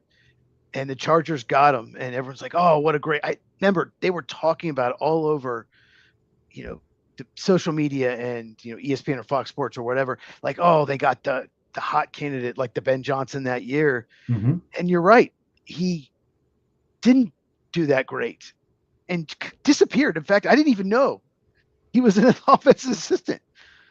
When they announced his name, interim coach, I'm like, oh, is he on the Titans? Is he helping? I hadn't thought about him in 5 years, probably. So but I do think that's maybe not the reason they fired him. I think though they want to see another offensive coach in the room besides Callahan, see maybe he can figure something out and not change the offense, because it's tough for rookie quarterbacks. We're talking about that in a second, to keep changing offenses. But the Titans hired a new general manager in January, Mike Borgonzi. I believe that's how you pronounce it. Do you think this move was made because he wants to bring in his guy? Because a lot of GMs do this, like his head coach. That could very well be a part of it. I mean, if I was in that spot, I want to bring in my guy. I wouldn't want to have the guy that somebody else had. So yeah, that's, what, that makes a lot of sense to me. I would want to do the same thing, I think. It happens a lot. They hire a new GM and they're like, oh no, we're keeping this guy, and then the next year they fire him. Mm-hmm. But what I just mentioned is a lot of rookie quarterbacks struggle. And so a lot of their coaches get fired. It just happens. Young quarterbacks. And what happens to a lot of these rookie quarterbacks is they get whole new coaches, whole new system, whole new terminology. Everything's different, and they keep changing. Do you think that's important? Do you think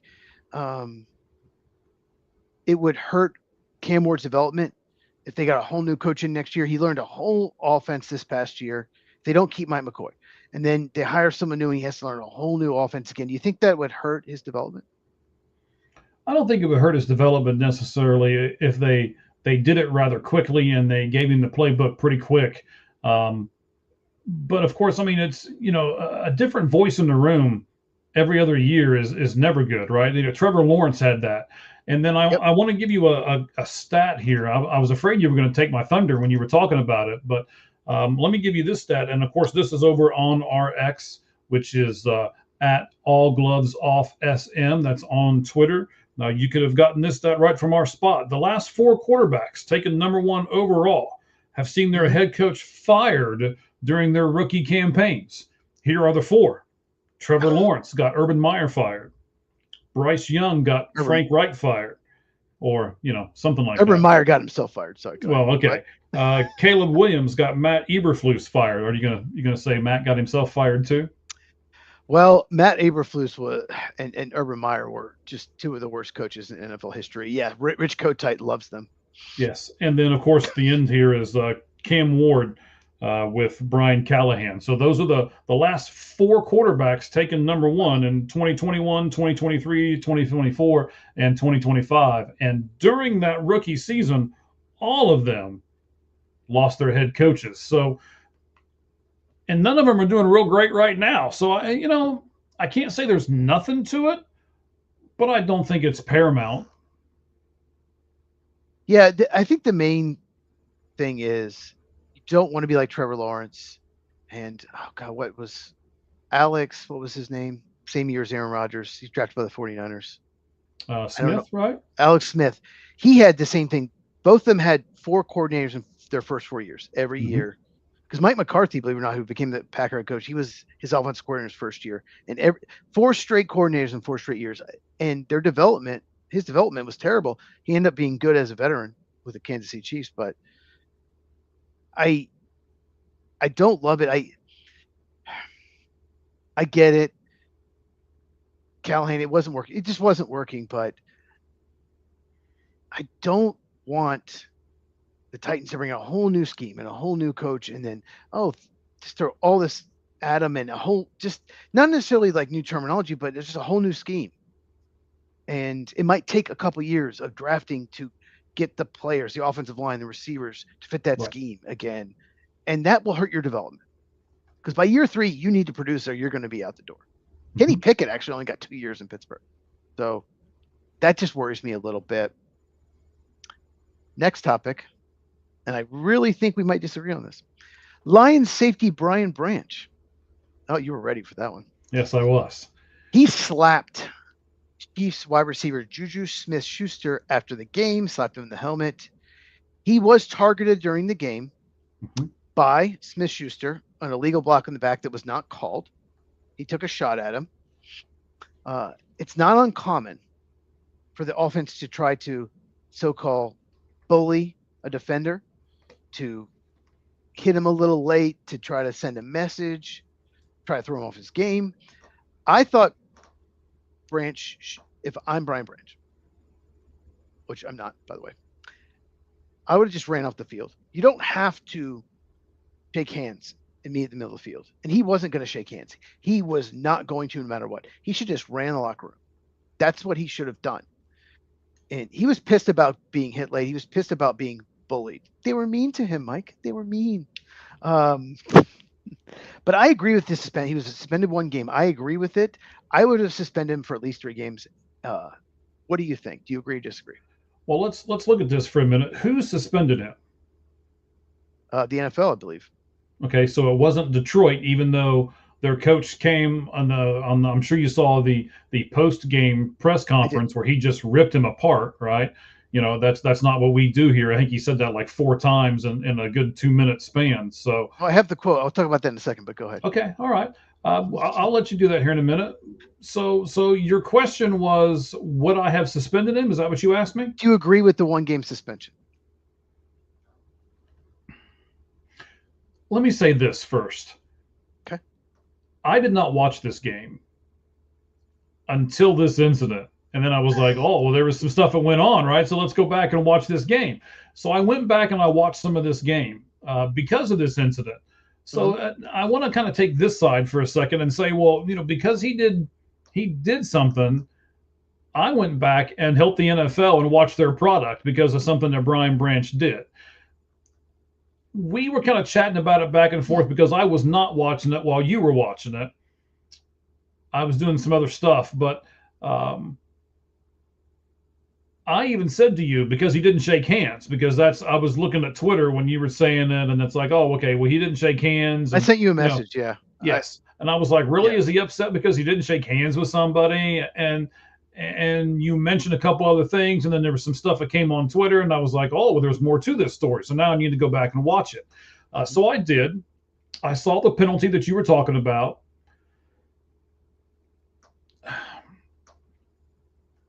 Here's what you do, man. You do what number 1 did. You do what Chase did. Valentine in that game against the Packers, Valentine I even sent you a message about this. I was like, can your guys actually defend anybody, or they just hold everybody all day long? Because it seemed as though that's what they were pretty much doing. And they were put on an island that they should never have been on. Yes, that's true too.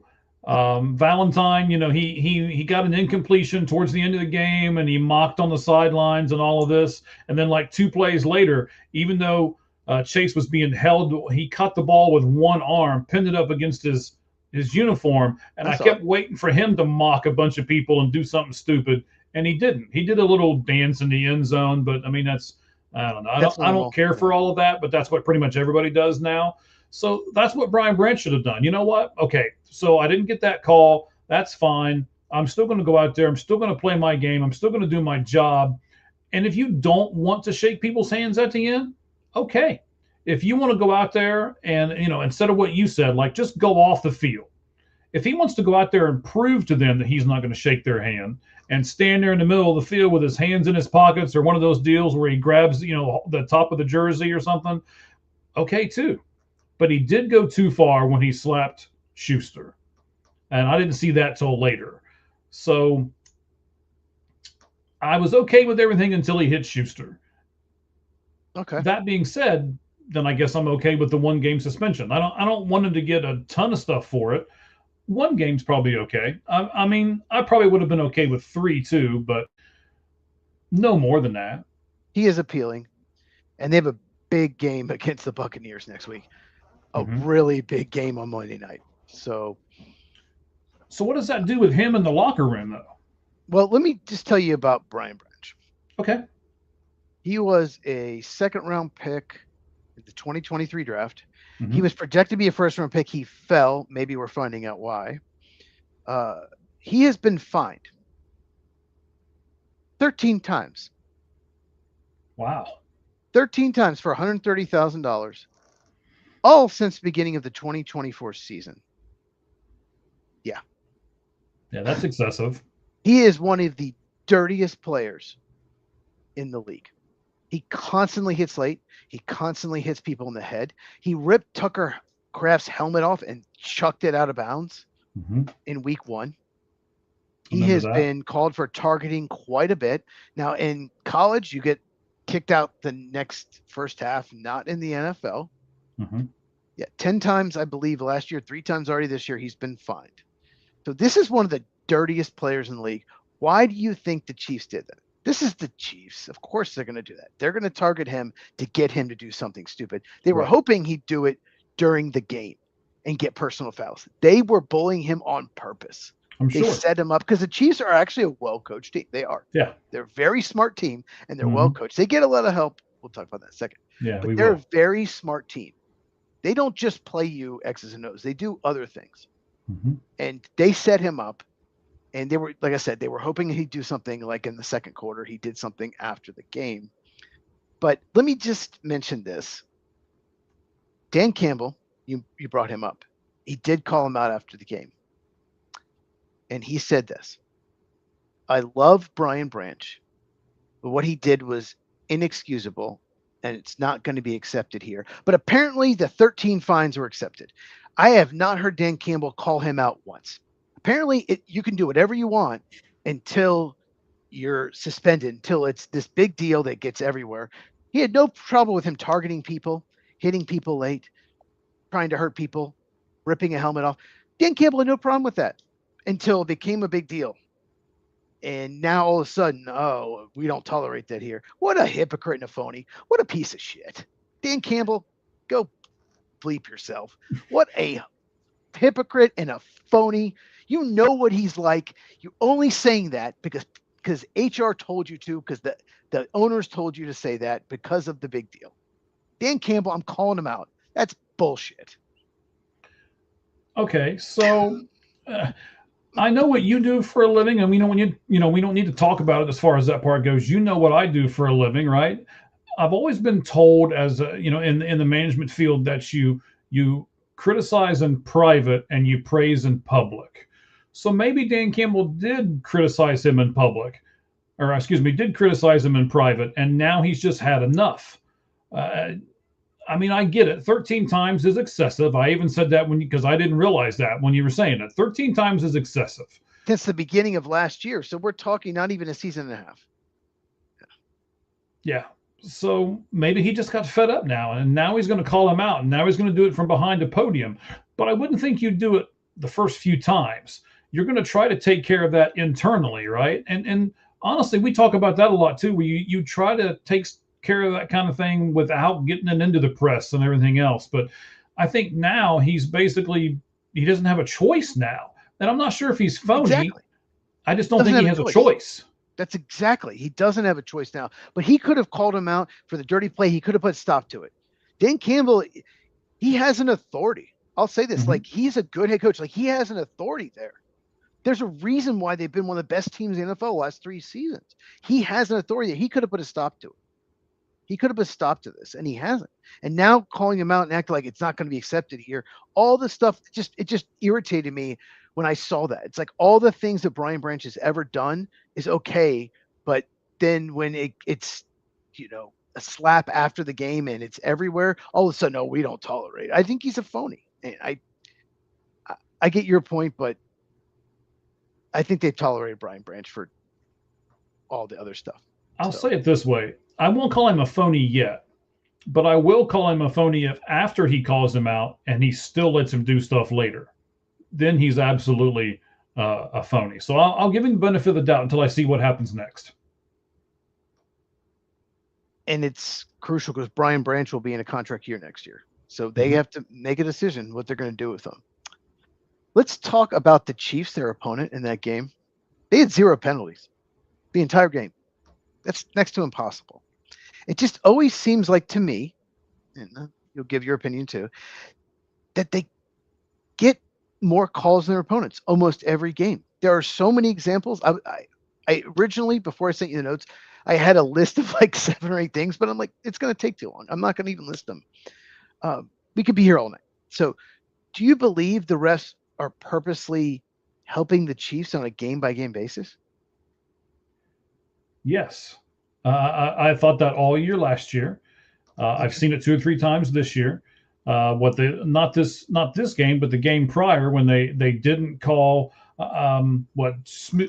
Schuster hit the defender and then that made Kelce wide open and For the everybody, they touchdown? were all Yep. on one. You got 1 yard, and it's like no, he went past 1 yard and He took him out. He took out the defender. Yes. Yeah, stop it. It's Stop it. offensive pass interference. Yes. Correct. And that should have been called. That game should have never been as close as it was. So There was yes. another play in the game where Trevor Lawrence threw an interception because his receiver was interfered with. So the safety was there for the interception because his receiver couldn't get to the ball in that same game, but the Jaguars still won.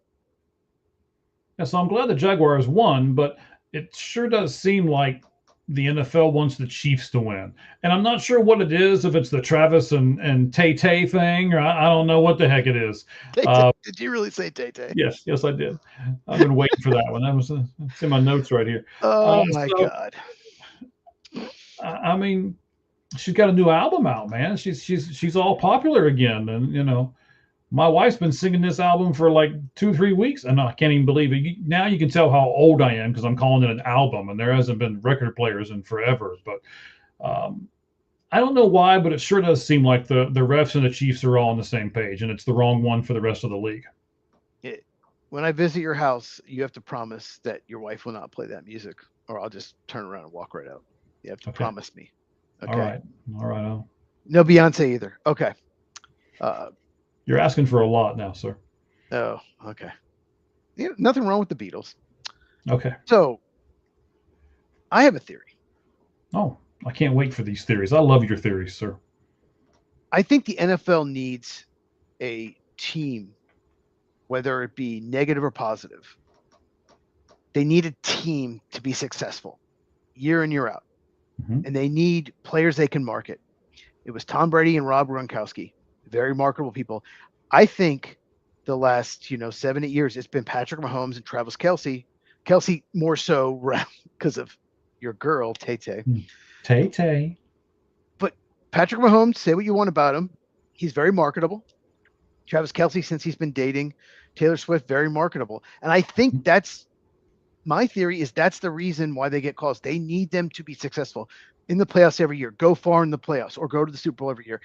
The NFL wants that. They want that team.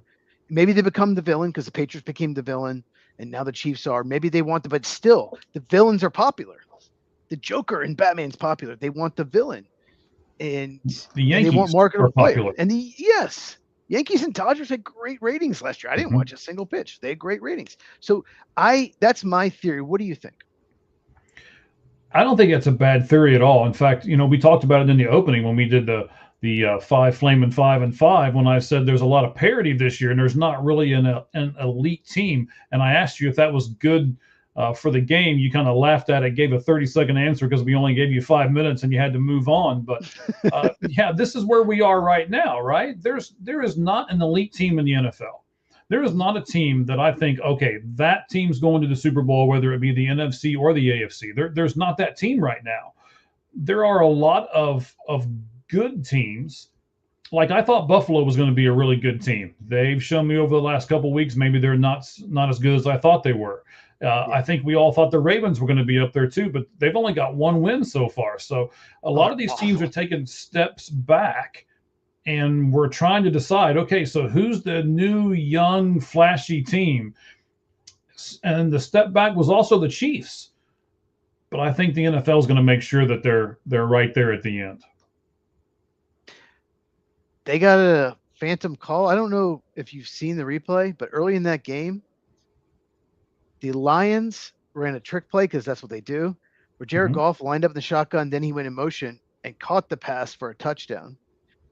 But there's a rule: if you line up in shotgun, if you line up as a quarterback, you have to set yourself for a second to give the defense a chance. And he didn't. But they didn't throw the flag on the play. New York called it in.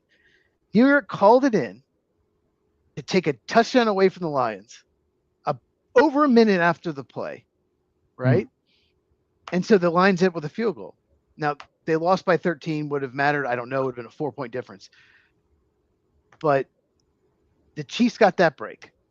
And it was early in the game because you got to think. I thought the Lions would win. I thought the Lions are a better team. I really did.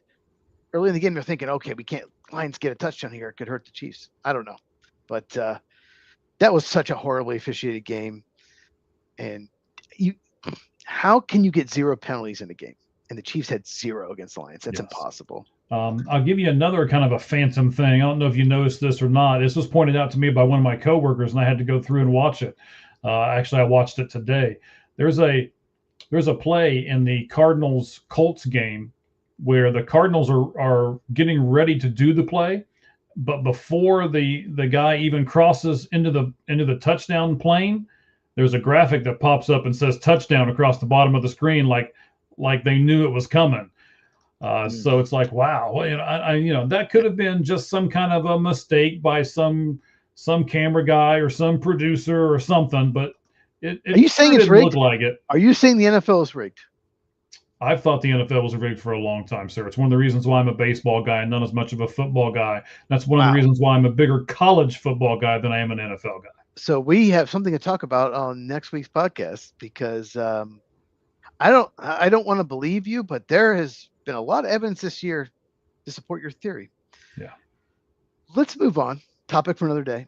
Okay. So I'm looking at the standings. Okay. There are 12 teams with 2 or fewer wins. Okay.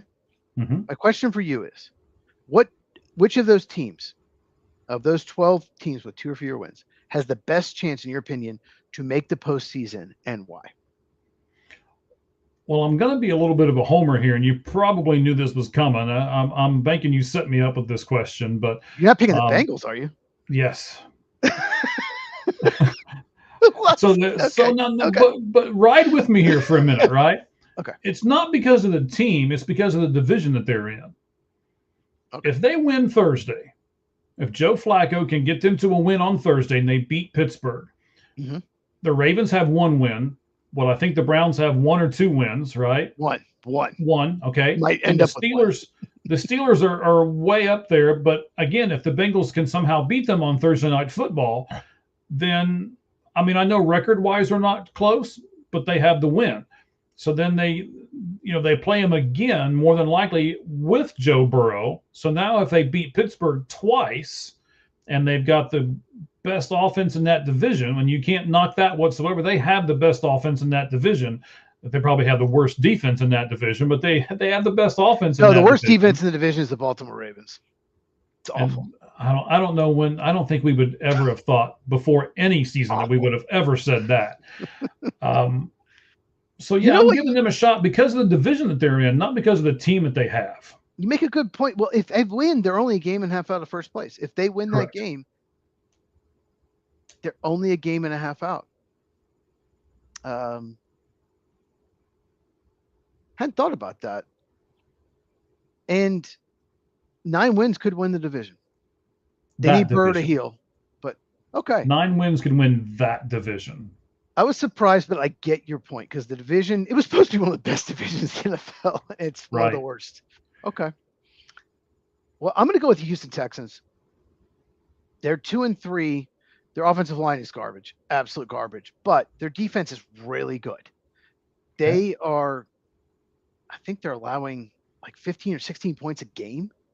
So they're going to be in every game they play. And the offense has looked better. They're running the ball better. They have Nico Collins. They have CJ Stroud. So they're not going to win the division. Okay. The Colts are going to win the division, but they could be a wild card team. So I think the Texans with their defense could sneak in the playoffs.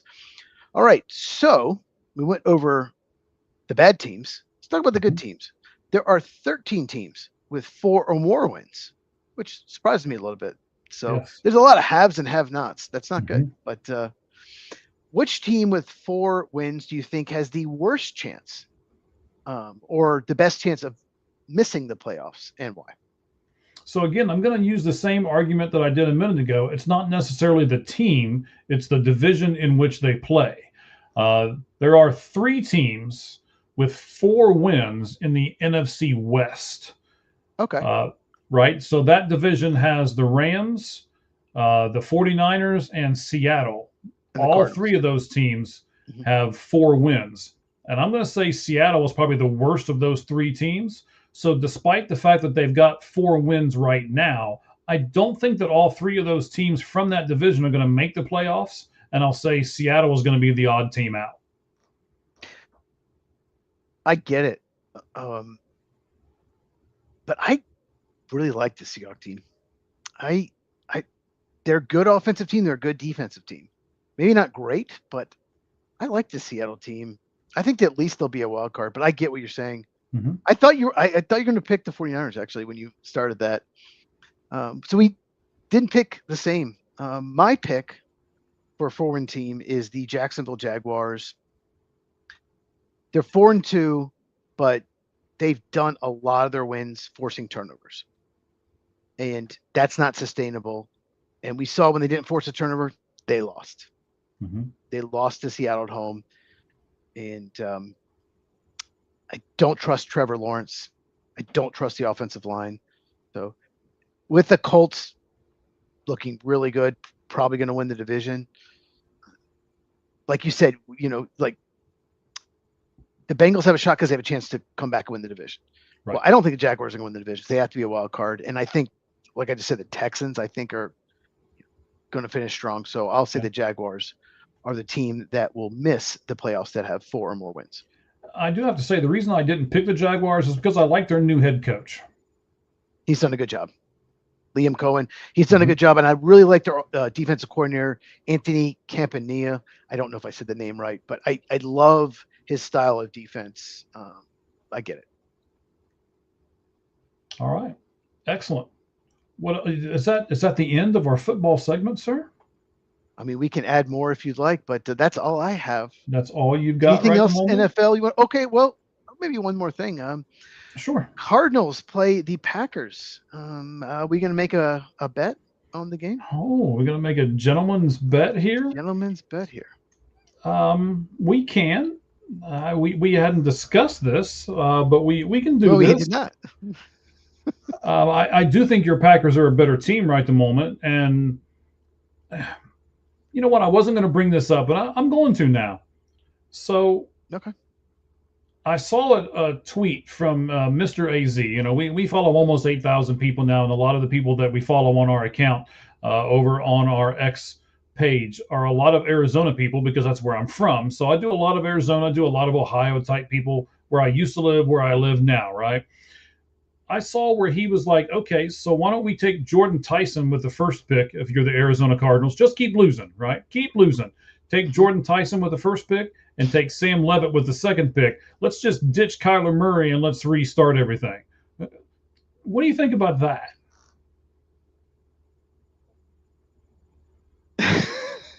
You watch my videos, you know me.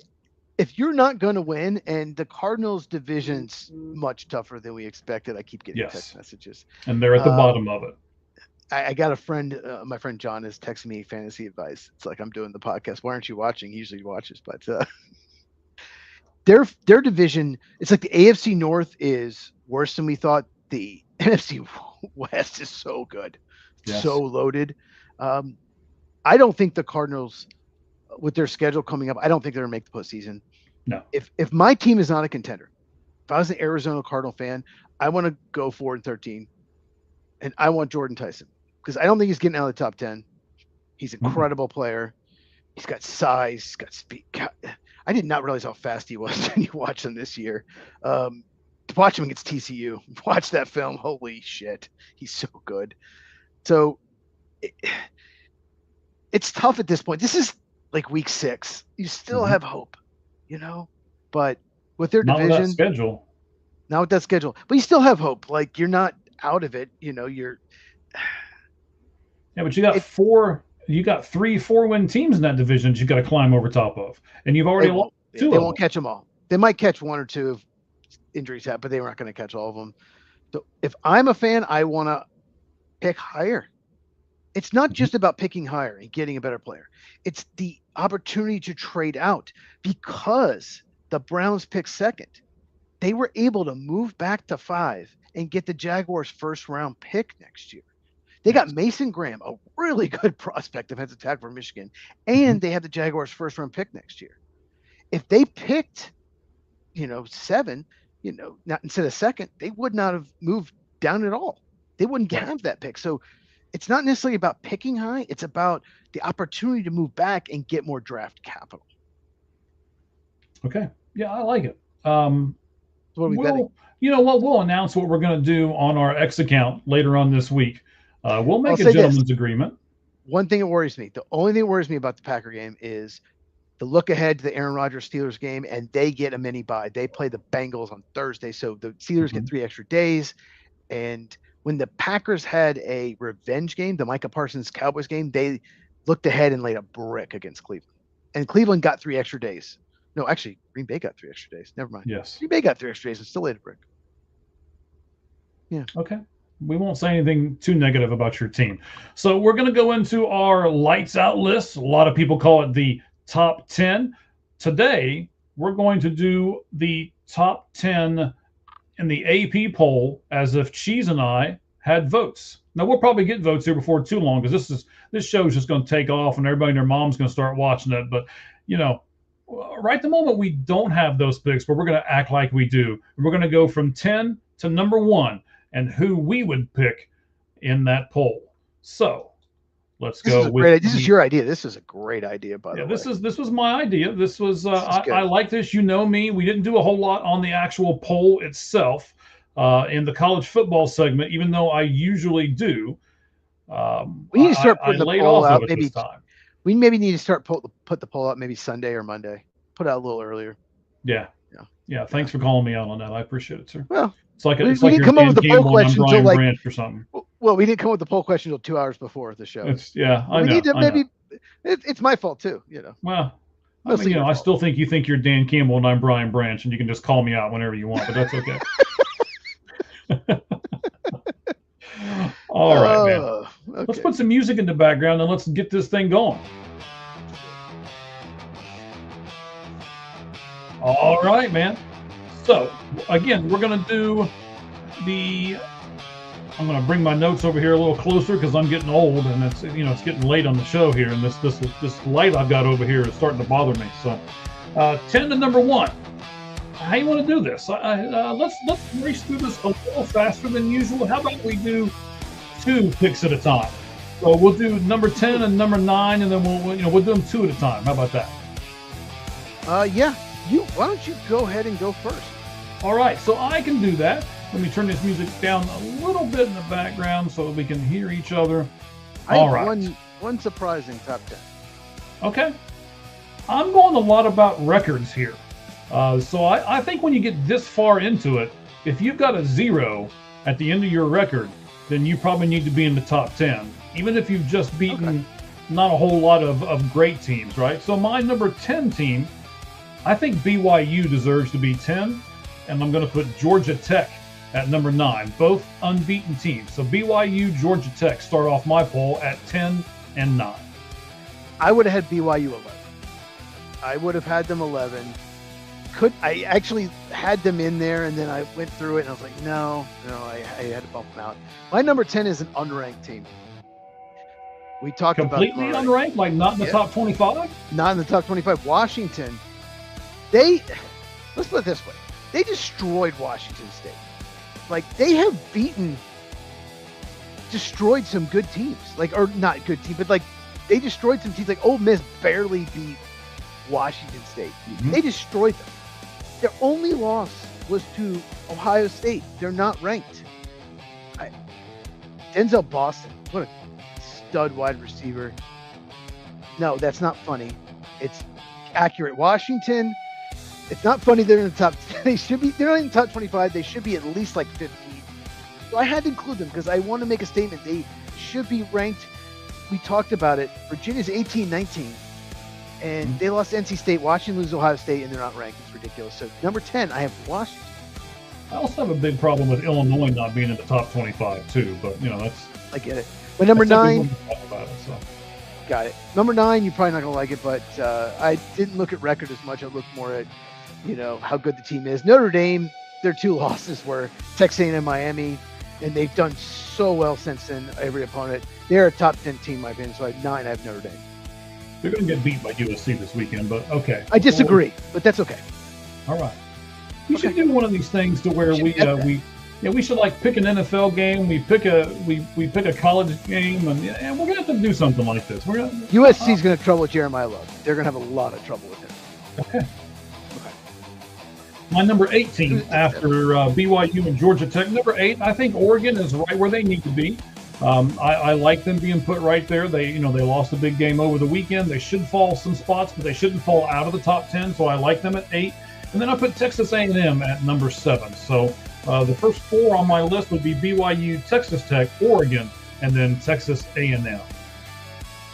More on those 2 teams later. Okay. Number 8, I have Ole Miss. I just could not put them higher than this. I wanted to leave them out, but they are undefeated. But their resume is not impressive. No, it's barely really beat Kentucky on the road, barely beat Arkansas at home, barely beat Washington State at home. Yes, they beat LSU at home. I didn't even put LSU in my top 10 because they're not. No, I didn't either. They're way overrated. Yes. I don't see a great team in Ole Miss, and the only reason they're even in this is because they're undefeated. It's number 8, Ole Miss, and I lost my notes. There you go. Number 7, I have Alabama. They have a loss. They did lose to Florida State, but they've looked very good since. They won at Georgia, won at Missouri. Those are not easy wins, and I love what Ty Simpson is doing. So Alabama is my number 7. All right. Well, you mentioned my number 6, and actually I'm going to go 6, 5, and 4, and then we're going to look at the poll question. Okay. And then we're going to give our top 3 after we look at what our fans are saying should be the top 3 there. We'll take a look at those here in just a moment. But number 6 for me is Georgia. They've done really well in this season. Maybe a little disappointing as far as I thought Tennessee should have won that game.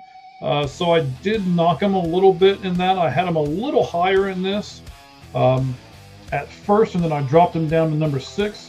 I, like you, am not real impressed with Ole Miss, but again, they're undefeated, so I had to put them up there. I put them at number 5, and then I rose this team up a few notches because I've seen them. Maybe I haven't watched them as much as some of the other people have that are doing this poll, but I'm loving the Big 12 this year, and I'm watching a lot of Big 12 games. So I put Texas Tech at number 4. So to go up the ladder here real quick, BYU, Georgia Tech, Oregon, Texas A&M, Georgia, Ole Miss, Texas Tech, and then we'll reveal our final 3 here in just a moment after you get to that point, and then we look at our poll question. Yeah, I have one of those teams. I actually didn't even put Georgia or LSU in the top 10. I don't really believe in Georgia, honestly. But I get it. At number 6, I have Oregon. Their only loss was to Indiana, who's we will both mention in a second. I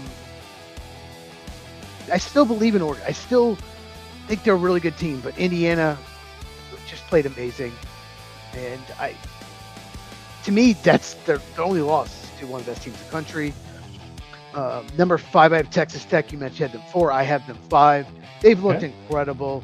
I think they spent like $20 million in NIL money, but it's working. Their defensive front's incredible. Their offense, they're so good at offense and defense. They haven't necessarily played like an amazing schedule, but they kicked ass and they've taken names. So number 5 is Texas Tech. And number 4, you mentioned already, I have Texas A&M. Texas A&M's defense is very good. They couldn't make the top 3 because they haven't been like a complete team every game. You look at them, the few games, the Auburn game, to me, they almost lost that. They won 16-10. They haven't been as good as those top 3, which our top 3 is the exact same, by the way. Obviously, the order might be different, but my top 10 is 10 Washington, 9 Notre Dame, 8 Ole Miss, 7 Alabama, 6 Oregon, 5 Texas Tech, and number 4 Texas A&M. All right, fantastic. So let's go to our poll question. It is today's X marks the spot poll question. That's because it's on X, and somebody on this show likes to do these crazy names all the time. So it's a college football question, and it says who should be ranked number 1 in the AP Top 25 poll. And then I'm asking you to answer, repost, and then join us tonight on the Lights Out Sports Podcast, which is what we're doing right now, buddy, with me and, of course, that guy to my right at Football Cheese. Yeah, you. I know you. At Football with Cheese on YouTube. Cheese, CHEEZ. You know, subscribe and hit the bell for notifications. As you can with the Lights Out Sports Podcast as well. So we appreciate everything. Like we said, Lights Out Sports is now part of the All Gloves Off Sports Media, where we're going to do this show. Cheese is going to start putting his content up on here, and then we've got the Red Hot Reds, and soon we will have Sirhan on Sports joining us as well. So we're going to have a nice collaboration of different things, and it'll be all available for you right here on the All Gloves Off Sports Media Network. For those of you who are looking at this poll question, you and 658 of your other people have done the same thing, because we have had 659 total people take a gander at this poll question. The choices you have are Ohio State, Miami, Indiana, and someone else. Well, someone else got 0% of the votes. That's not no one. I'm sorry.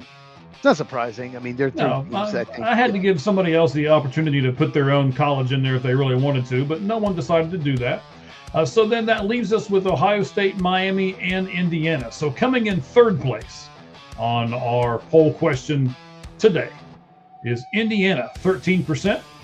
Coming in at second place with 27%. Miami, the U, came in at number 2. And an overwhelming favorite at 60%. The Ohio State Buckeyes, according to our fans, at 60%. So Indiana got 13, Miami got 27, Ohio State got 60. Let's see what Cheese and I choose in our top 3. So my number 3, Cheese, I'm going to give you the 3. You give me your 3, and then we'll go 2 and 1, all right? Okay. So this team is 13th in rushing yards and 11th in total yards per game. And I'm going to tell you that I went back and forth and back. I knew who the number 1 was, but I wasn't sure who I wanted to be 2 and 3. I really and honestly went back and forth on this a lot. And again, we mentioned it earlier, but maybe you guys didn't catch it.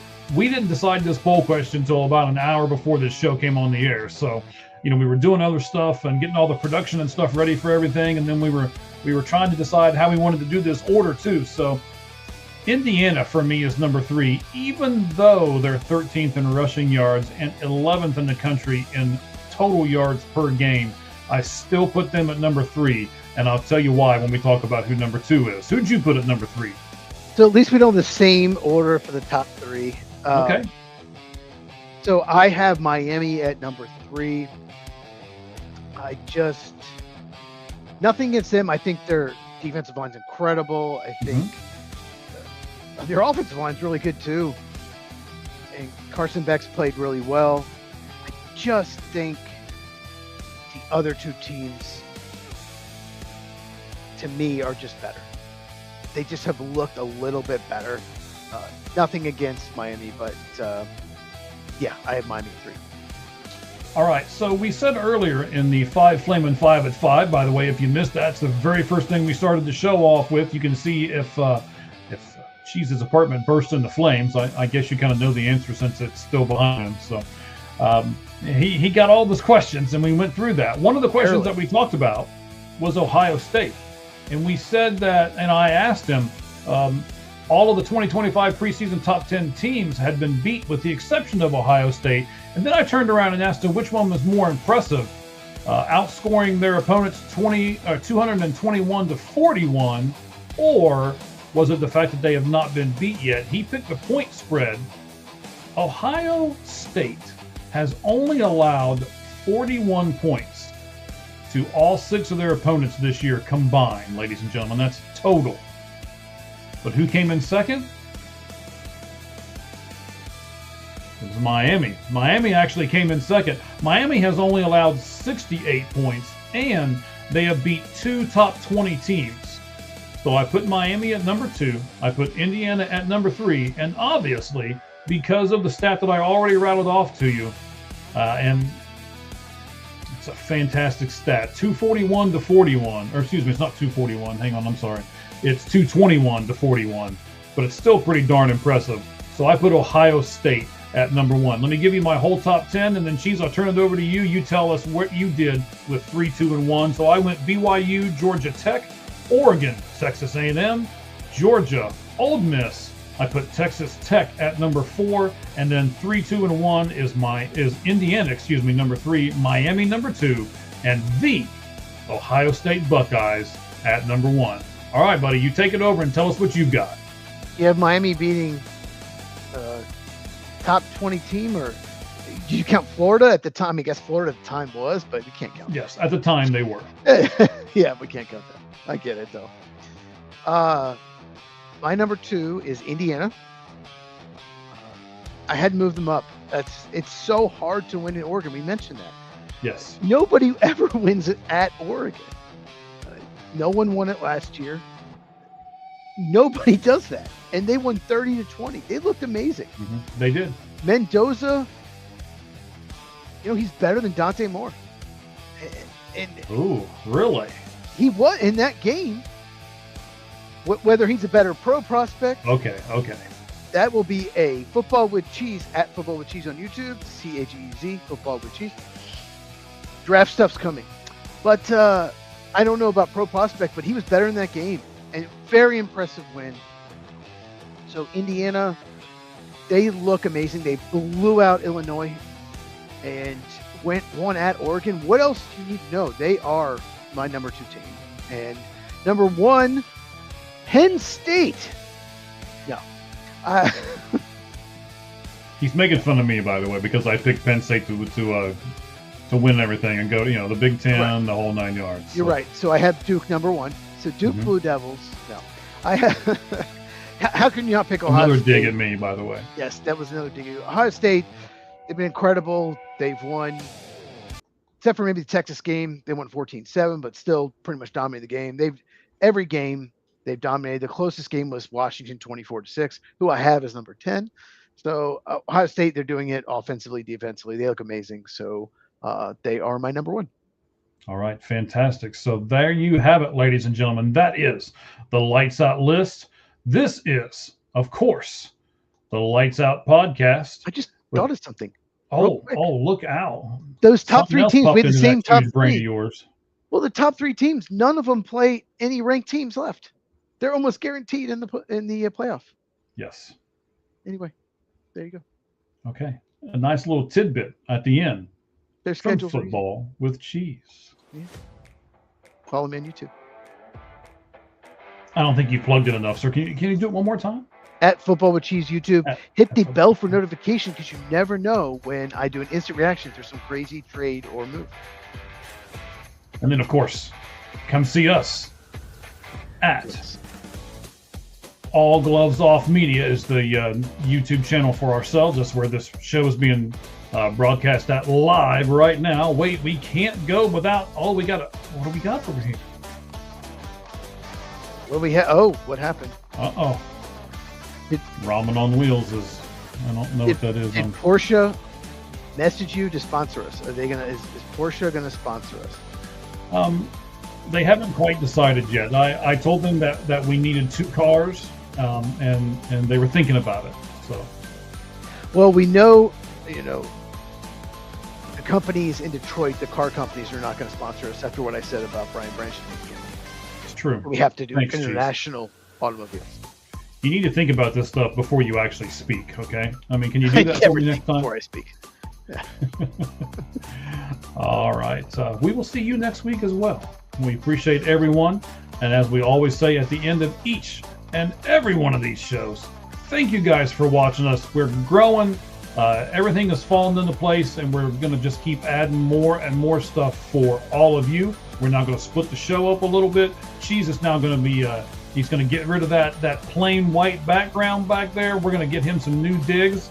And yeah, it's going to be fantastic. Just wait till you see the improvements that are going to be made right here. Not only on the Lights Out Sports podcast, but on Football with Cheese and the All Gloves Off Sports Media as a whole. We thank you all very much. Cheese, you got anything else to add to the end, buddy? Yeah, I just Cardinals Packers. We'll have to talk about this bet. We will, and we'll do a gentleman's wager, and we'll put it up on our X account, which is at All Gloves Off SM on X. So thank you guys very much. As we always say at the end, the only thing that's fair in life, ladies and gentlemen, is a baseball hit between the third and first base line. Good evening, everyone.